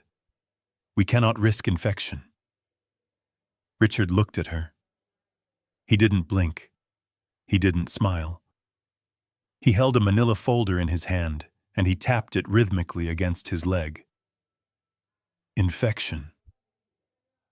Richard repeated the word, rolling off his tongue with a distinct edge of disgust. That is an interesting choice of words, Mrs. Bennet. He walked over to the dining table and placed the folder down next to the eviction notice. He opened it, revealing a series of high-resolution photographs and a lab report with red stamps on it. I conducted a full biopsy on Harrison S. skin tissue this morning. Richard said, his tone clinical and cold. I also ran a toxicology screen on the residue found on the clothes he was wearing when he arrived. Do you know what I found? Tiffany shifted uncomfortably. She pulled her designer coat tighter around herself. Well, obviously some kind of fungus. Or scabies. That is what I told the dermatologist. No, Richard said sharply. It is not fungus. It is not scabies. It is not contagious in the slightest. In fact, Harrison is in perfect health for a man of his age except for one thing. He is suffering from severe chronic contact dermatitis caused by prolonged exposure to a high-grade industrial chemical. Preston frowned. Industrial chemical? What are you talking about? Dad hasn't been to the warehouse in 5 years. He stays in the guest room. Richard reached into the pocket of his white coat and pulled out a small plastic bag. Inside was a swatch of fabric cut from the beige cardigan I had thrown on the floor yesterday. We analyzed the fibers, Richard continued. They are saturated with a chemical compound called methylisothiazolinone, combined with a synthetic fragrance agent used in commercial floor cleaners and the cheapest, most aggressive detergents on the market. He looked directly at Tiffany. The room went deadly silent. Preston looked at his wife. He looked confused, at first his brow furrowed as he tried to connect the dots. Then slowly a memory seemed to surface. Tiffany. Preston said, his voice low. You do the laundry. You have always insisted on doing Dad's laundry separately. You said it was to keep his germs away from our clothes. Tiffany's eyes darted around the room. She looked at the door, then at me, then at the doctor. She was trapped. I don't know what he is talking about. She stammered, a nervous laugh escaping her lips. I use the same detergent for everyone. The lavender one. The organic one from Whole Foods. Liar, I said. I spoke from my chair by the window. I didn't raise my voice. I didn't have to. The word hung in the air like a guillotine blade. I have seen the bottles, Tiffany, I said. I have seen what you keep under the sink in the laundry room. The glass bottle with the organic lavender soap is for you, for Preston, and for the children. But hidden in the back behind the bleach is that blue plastic jug, the one with no brand name, the one that says Industrial Strength Value Pack. Tiffany turned pale. Her mouth opened and closed, but no denial came out. That jug costs $3 for 5 gallons, I continued. You bought it at the discount warehouse. You have been washing my clothes and my bedsheets in it for 3 years. You knew I had sensitive skin. You knew I was itching. And yet every time I complained, you told me it was my fault. You told me I was dirty. Preston stared at his wife as if he were seeing a stranger. The realization was washing over him, wave after nauseating wave. You bought him poison, Preston whispered. You bought $3 detergent for my father, while you spent $40 on a bottle of organic soap for yourself. I was trying to save money, Tiffany shrieked, finally snapping. Her defense was worse than her silence. Do you know how much laundry that old man generates? He changes his sheets every day because of the flakes. I wasn't going to waste my expensive Maison Francis Kurkdjian detergent on his old rags. It is just soap, Preston. It is just soap. It is not just soap, Richard interrupted, his voice booming. It is caustic.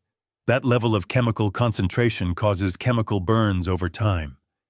You were essentially wrapping him in acid every single day. The itching, the bleeding, the insomnia. It was all caused by you. You didn't just neglect him. You tortured him. Preston stumbled back a step. He looked like he was going to be sick. He looked at my hands, which were resting calmly on the armrest of the chair. He looked at the red healing patches on my neck. Oh my God, Preston breathed. We treated him like a leper. We isolated him. We made him eat in his room. And it was us. It was the laundry. He turned to Tiffany, his face twisting into a mask of horror and betrayal. You told me he was contagious, Preston said, his voice shaking. You told me I couldn't hug him. You told the kids not to touch him. You let my father believe he was rotting away, and you knew. You knew it was the detergent. I didn't think it was that bad. Tiffany yelled, defensive to the end. He is just sensitive. He is a drama queen, look. He is fine now. She pointed at me, her fingers shaking.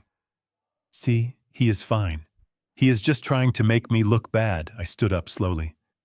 I walked across the room until I was standing right in front of her. I didn't look like a victim anymore. I looked like a judge delivering a sentence. "Doctor, Evans is right, Tiffany," I said softly. "I am fine. Do you know why?" She didn't answer. She was breathing hard, her chest heaving with panic. "Because I have been out of your house for 24 hours, I said. "I took a shower with real soap.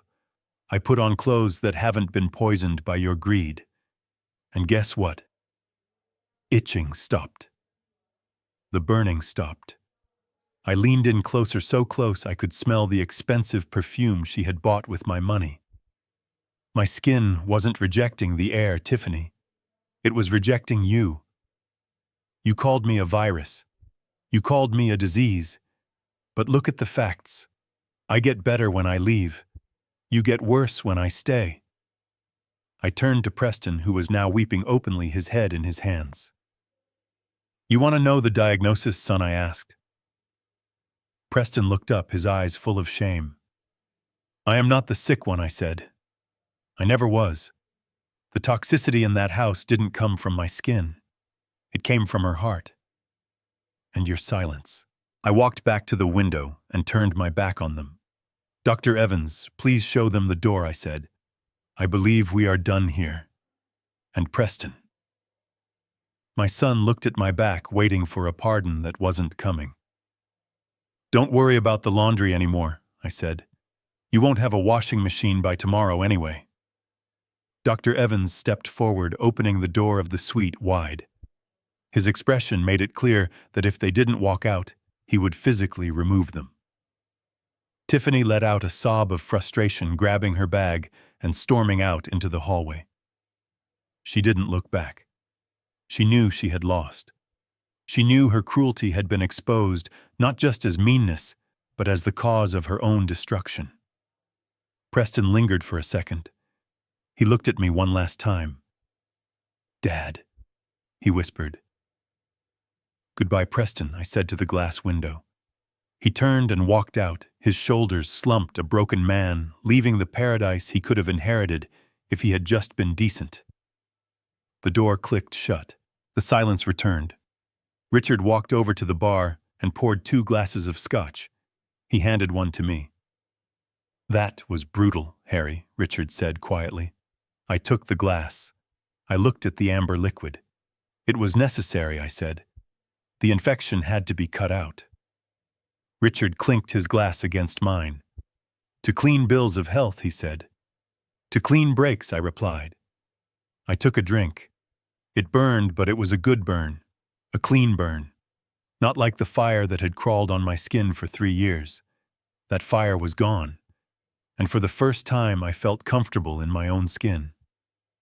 The silence in the room was heavy, filled only by the faint clinking of ice in my glass. The medical reality of what Tiffany had done to me was still settling over them like a suffocating blanket. But while Dr. Evans had exposed the physical damage, the real blow was about to land. The blow that would strip them of the one thing they valued more than family, more than dignity, and certainly more than my health: their status. Harper Sterling stood up from the corner of the room.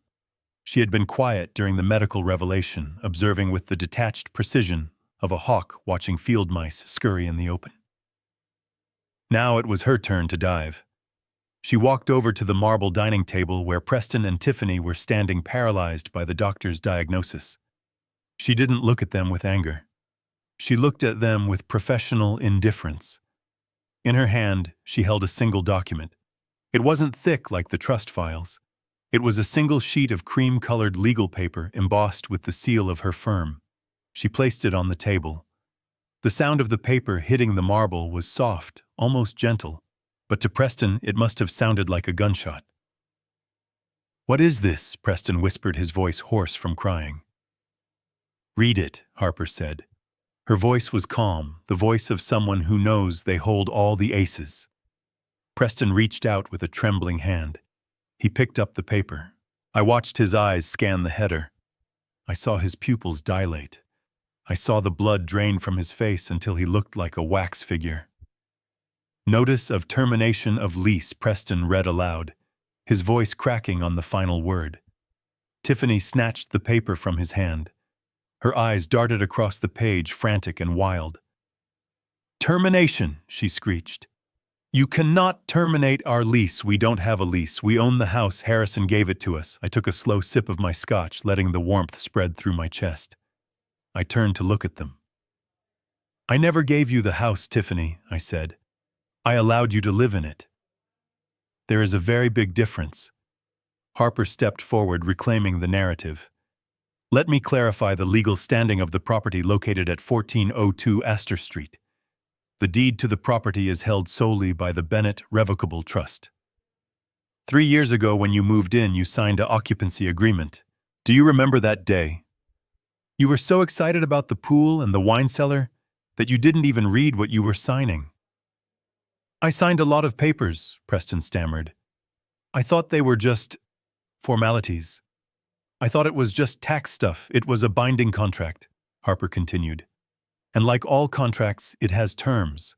Specifically, I would direct your attention to Clause 14, Section B, the Moral and Ethical Conduct Clause." She recited the words from memory, looking straight at Tiffany. "The tenant agrees to maintain a standard of conduct that ensures the physical and emotional safety of the grantor. Any evidence of physical abuse, neglect, endangerment, or malicious psychological harm directed toward the grantor shall result in the immediate forfeiture of all residency rights." Harper pointed to the medical report that Dr. Evans had left on the table. "The intentional use of industrial-grade chemicals on the grantor's clothing, resulting in documented physical injury, constitutes a direct violation of this clause. Furthermore, the verbal abuse recorded on the security tapes constitutes malicious psychological harm." Tiffany crumpled the paper in her fist. "This is bullshit," she screamed. "This is a setup. You cannot kick us out of our own home because of some laundry detergent. We have rights. We have squatters' rights. We have been there for 3 years." "You are not squatters," Harper said coldly. "You are tenants who have breached their contract. And because the breach involves violence against a vulnerable elder, the eviction process is expedited. This isn't a 30-day notice, Tiffany. Read the bottom line." Tiffany looked down at the crumpled paper. She smoothed it out with shaking hands. 72 hours, she whispered. 72 hours, Harper confirmed. "You have 3 days to vacate the premises. You must remove all personal effects. Anything left in the house after noon on Friday will be considered abandoned property and will be disposed of by a cleaning crew." "Disposed of," Preston choked out. Everything I said, speaking up from my chair. The furniture, the art, the clothes. If it is not out in 3 days, it goes to the dump. Just like you tried to send me to the dump. Preston looked around the hotel suite, his eyes wide with panic. But where will we go?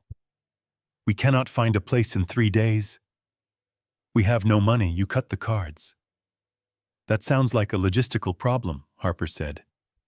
"Perhaps you should ask your wife to solve it. She seems to be very good at managing household affairs." Tiffany let out a guttural scream. It was a sound of pure, impotent rage. She lunged across the table, grabbing the document and tearing it into shreds. "I am not leaving!" she yelled, throwing the confetti of paper into the air. "Do you hear me, Harrison? I am not leaving that house. I decorated it. I chose the curtains. I planted the garden. It is mine. You are just a bitter old man trying to ruin my life because you are jealous." Harper watched the paper fall to the floor. She didn't blink. "Tearing up the copy doesn't change the filing at the courthouse," Mrs. Bennett Harper said. "The sheriff's department has already been notified. If you are not out by Friday at noon, they will arrive to escort you out.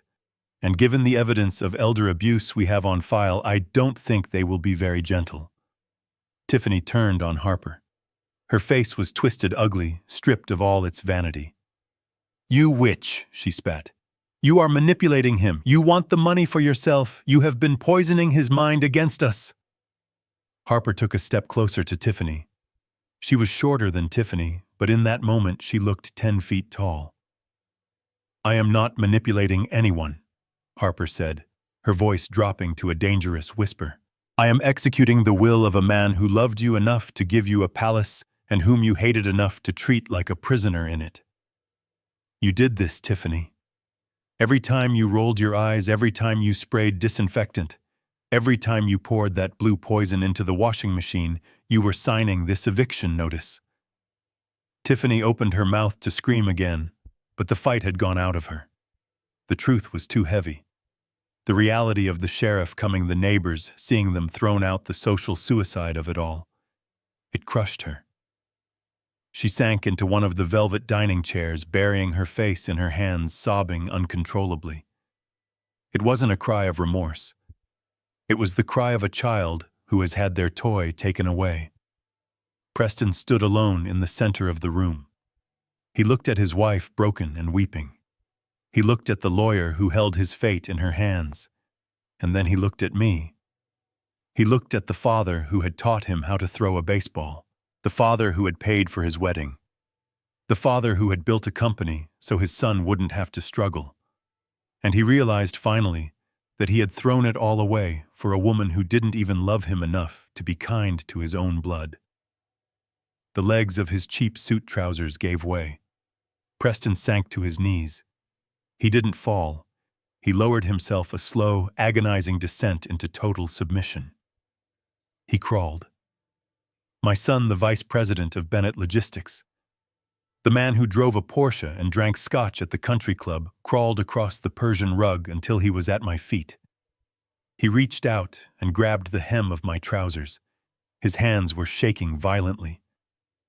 "Dad," he sobbed. "Dad, please. I am sorry. I am so sorry. I didn't know. I swear I didn't know about the soap." I looked down at him. I saw the top of his head, the thinning hair that reminded me of my own. I felt the wetness of his tears soaking into the fabric of my suit. "It is not just about the soap, Preston," I said softly. "It is everything," he cried, pressing his forehead against my shoe. I was weak. I was scared of her. I just wanted peace. I just wanted everyone to be happy. "Please, Dad. Don't take the house. It is all I have. I am 40 years old and I have nothing else." I looked at Dr. Evans. He looked away, unable to watch the degradation of a man he had known since birth. I looked at Harper.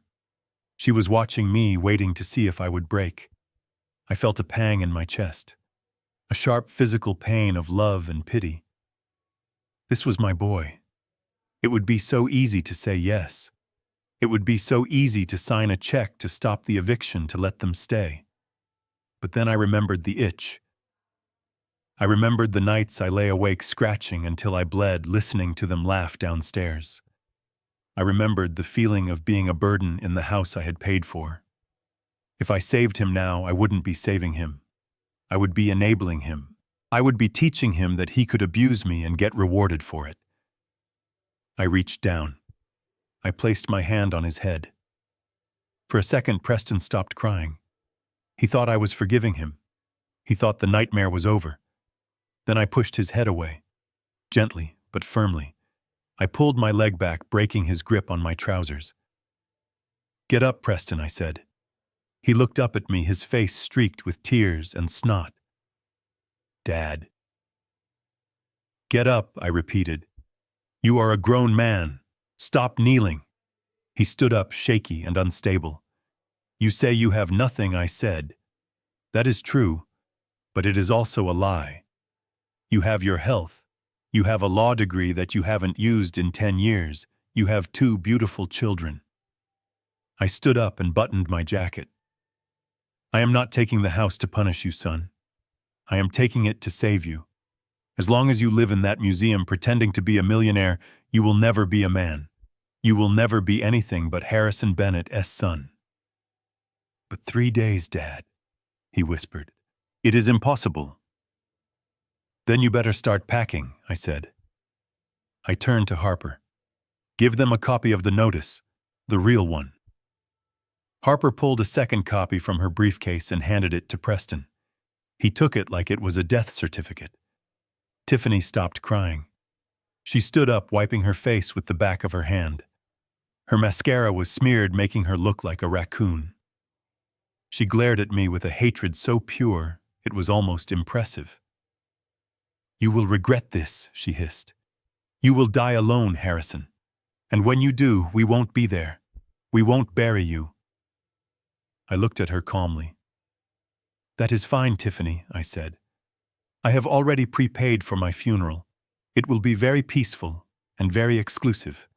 I pointed to the door. "Now get out. You have 72 hours. The clock started 5 minutes ago." They walked to the door. Preston looked back one last time, his eyes pleading. I didn't look away, but I didn't smile. I just nodded. A final goodbye to the life we used to have. The door closed.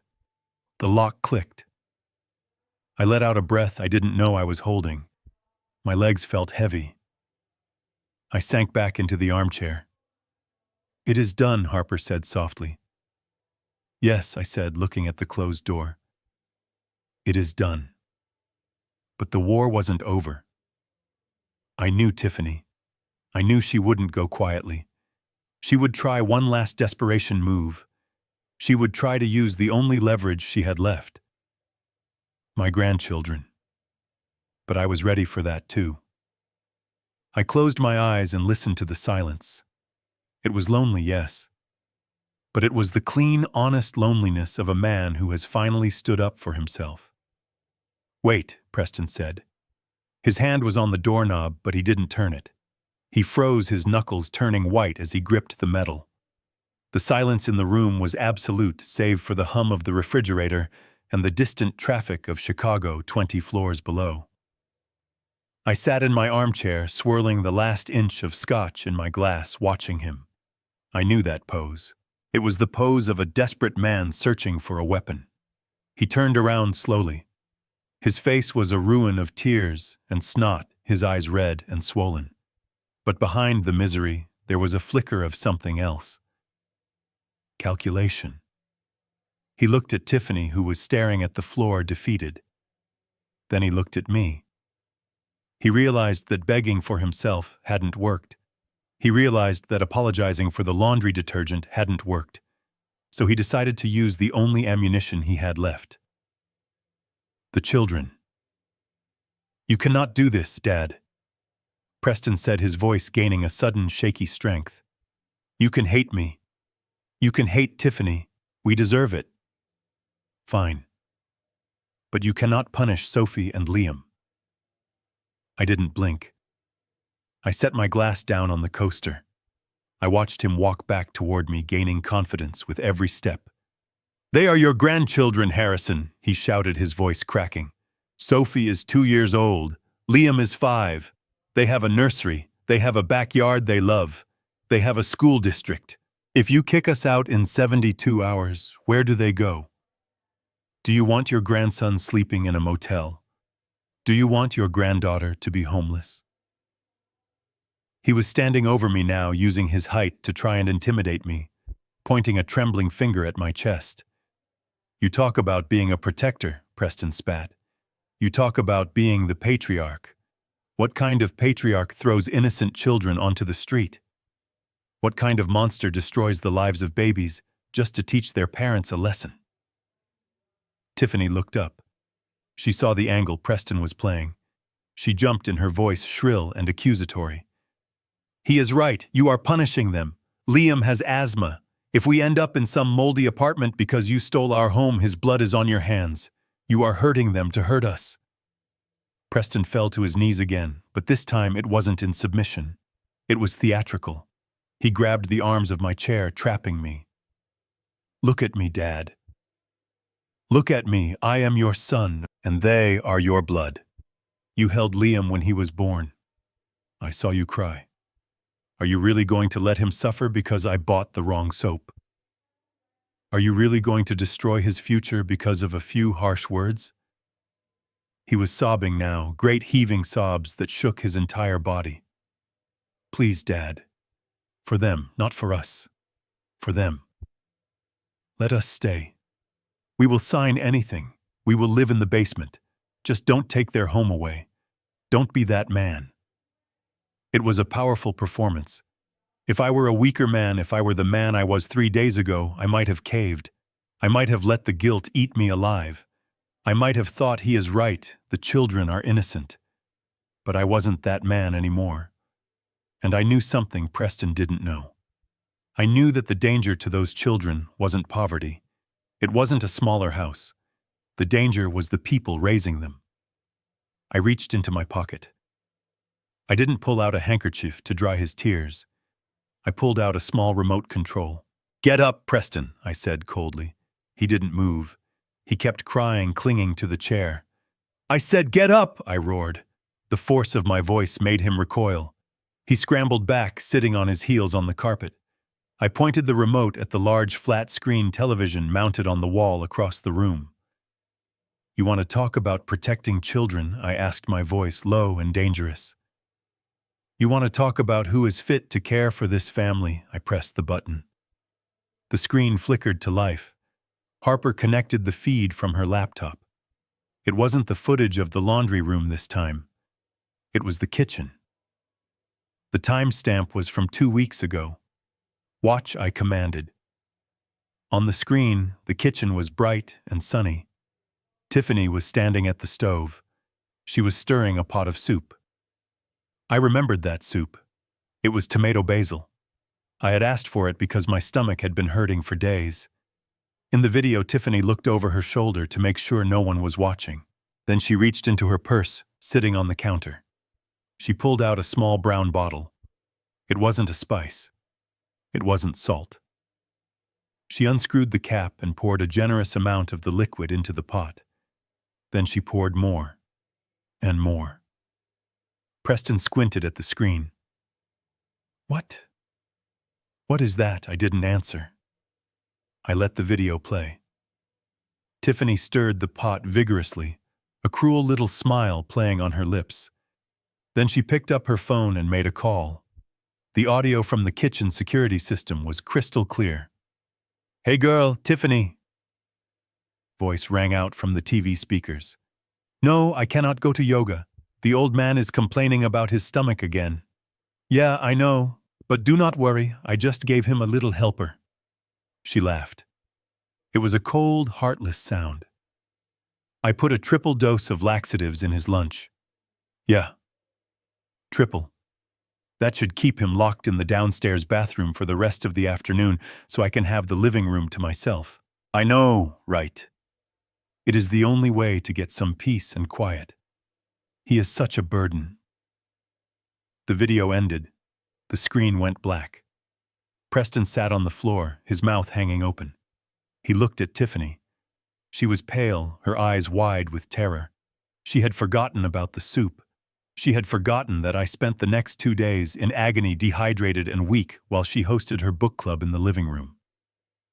"You poisoned me," I said, my voice cutting through the silence. "You didn't just neglect me. You actively made me sick because I was an inconvenience to your social life." Preston looked at his wife. "Tiffany, tell me that isn't true." It was just to help him go," she stammered, backing away toward the wall.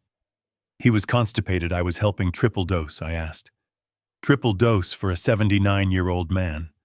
That could have killed me, Tiffany. Dehydration at my age causes heart failure. You knew that. Or maybe you hoped for it." I clicked the remote again. "But that is not the worst part, Preston," I said. "This one is for you." The screen lit up again. This time it was the patio. It was night. Preston was sitting around the fire pit with 3 of his friends. They were drinking my scotch, smoking cigars. I watched myself on the screen as Preston leaned back, laughing. "So when does the old man kick the bucket?" one of his friends asked. Preston took a swig of his drink. "Who knows?" he said, slurring his words. "He is like a cockroach. He just keeps going.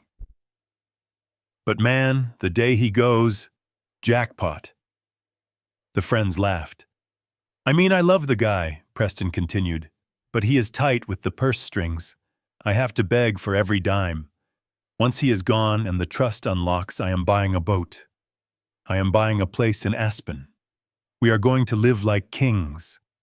One friend asked, "Does he know you are leveraging the house?" Preston waved his hand dismissively. "He doesn't know anything. He thinks he is still the boss. I just give him some coloring books and let him sit in the corner. As long as he signs the checks, who cares? He is just a walking ATM at this point. A zombie with a bank account." The video froze on Preston S.'s laughing face. I looked down at the real Preston, who was now curled into a ball of shame on the floor.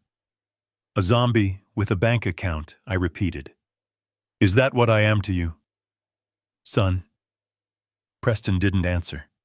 He couldn't speak. The evidence was irrefutable. He wasn't a victim. He wasn't a loving father trying to save his kids.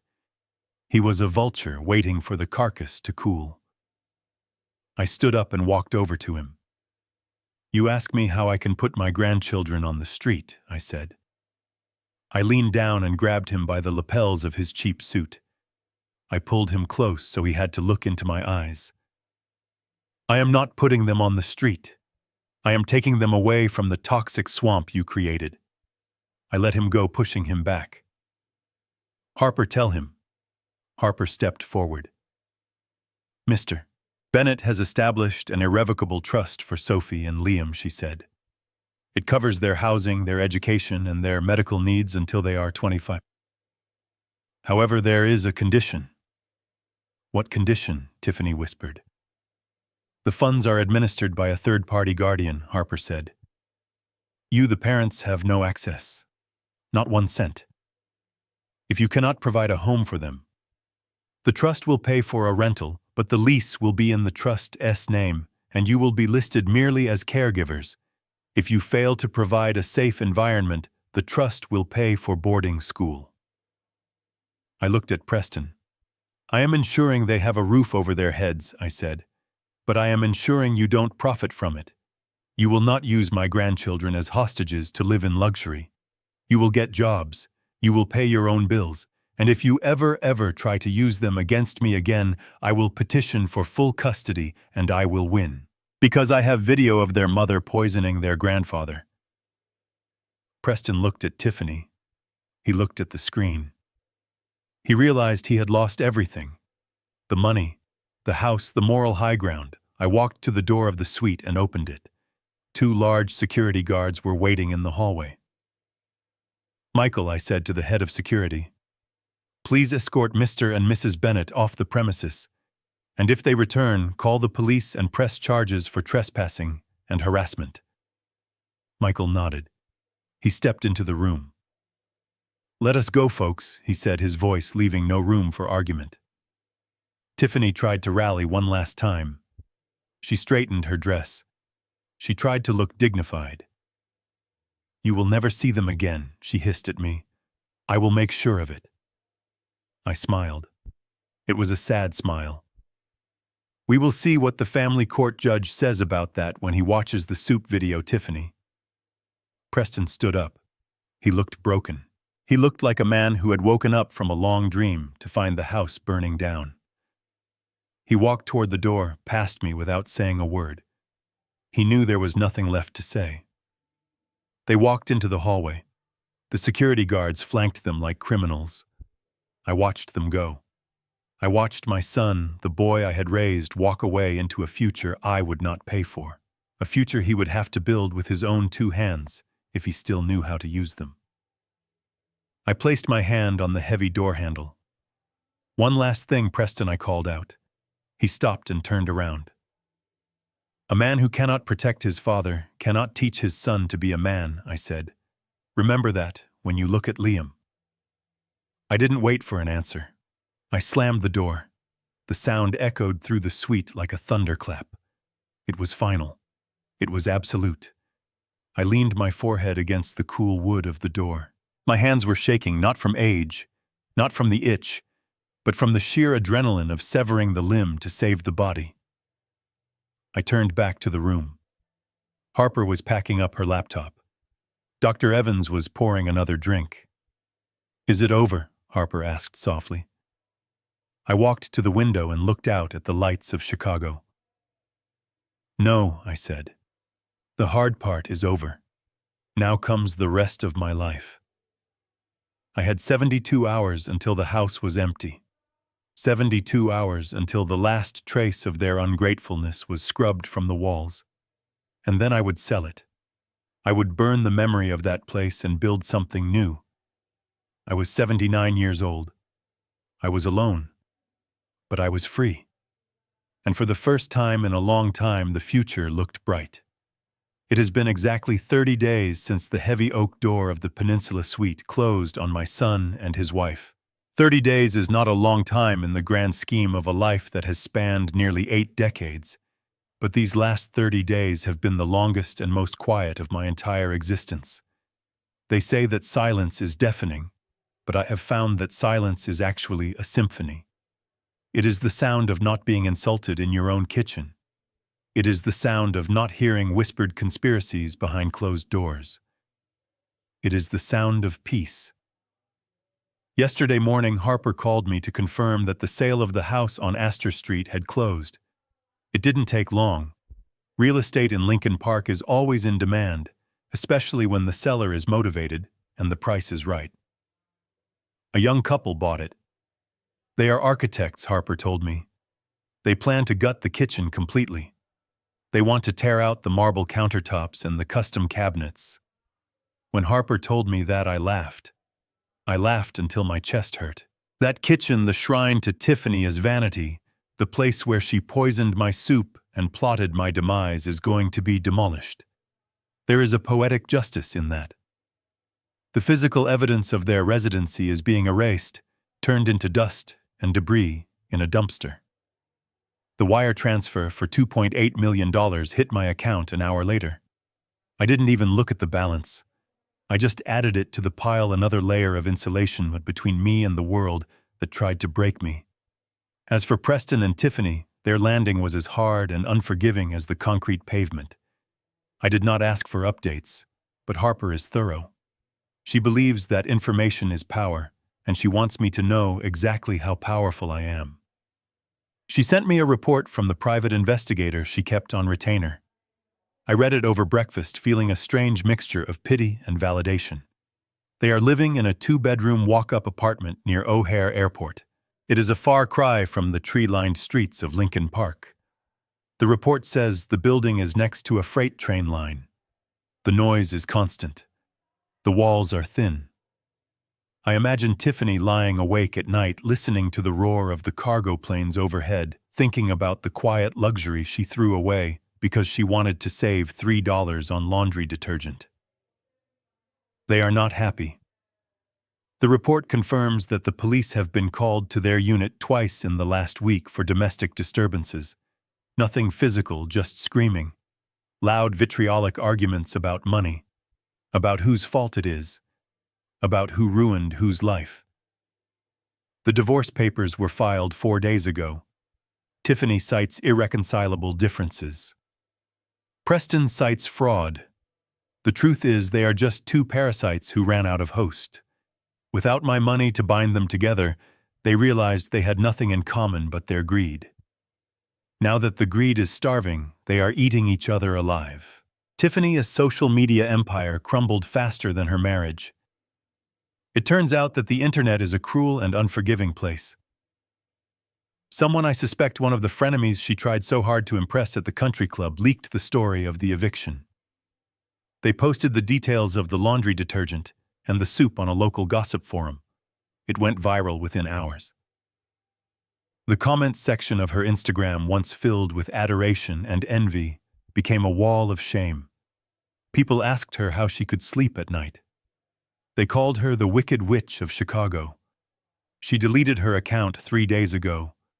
Her brand, her lifestyle, her influence, it all vanished like smoke in a strong wind. She is just a woman in a cramped apartment, now anonymous and alone. But the children, that was the only thing that kept me up at night. The thought of Sophie and Liam suffering for the sins of their parents was a weight I could not carry. I am a hard man, but I am not a monster. I hear he got a job. He is working sales at a used car dealership on the south side. It is commission only. it is hard work. It requires him to stand on his feet all day and be polite to strangers. It is the kind of work I did when I was his age. Maybe, just maybe, it will make a man out of him. Or maybe it will break him. Either way, it is no longer my concern. As for me, I am currently 4,000 miles away from the noise of Chicago. The air here does not smell of exhaust or industrial chemicals. It smells of salt and iodine and endless possibility. I am standing on the private teak deck of the RMS Queen Mary II. We are crossing the Atlantic heading toward Southampton. The ocean is a deep bruised purple stretching out to meet the horizon in every direction. It is vast and indifferent, and I find it incredibly comforting. I have a glass of vintage Pinot Noir in my hand. It is the good stuff, smooth and earthy. The wind is whipping through my hair. It is gray hair, yes, and thinning, but the scalp beneath it is healthy. My skin is clear. The redness is gone. The itch that plagued me for 3 years is a distant memory, a nightmare I have finally woken up from. I look at my hands resting on the railing. They are steady. They are strong. A steward in a white jacket approaches me. He is young, respectful, and genuine. "Mr. Bennett," he says softly, "the captain invites you to join his table for dinner tonight. He heard you were in the logistics business. He would love to hear your stories." I smile. It is a real smile, one that reaches my eyes. "Tell the captain I would be delighted," I say. The steward nods and withdraws, leaving me alone with the ocean. People always say that money cannot buy happiness. They say it is the root of all evil. They say you cannot take it with you. They are wrong.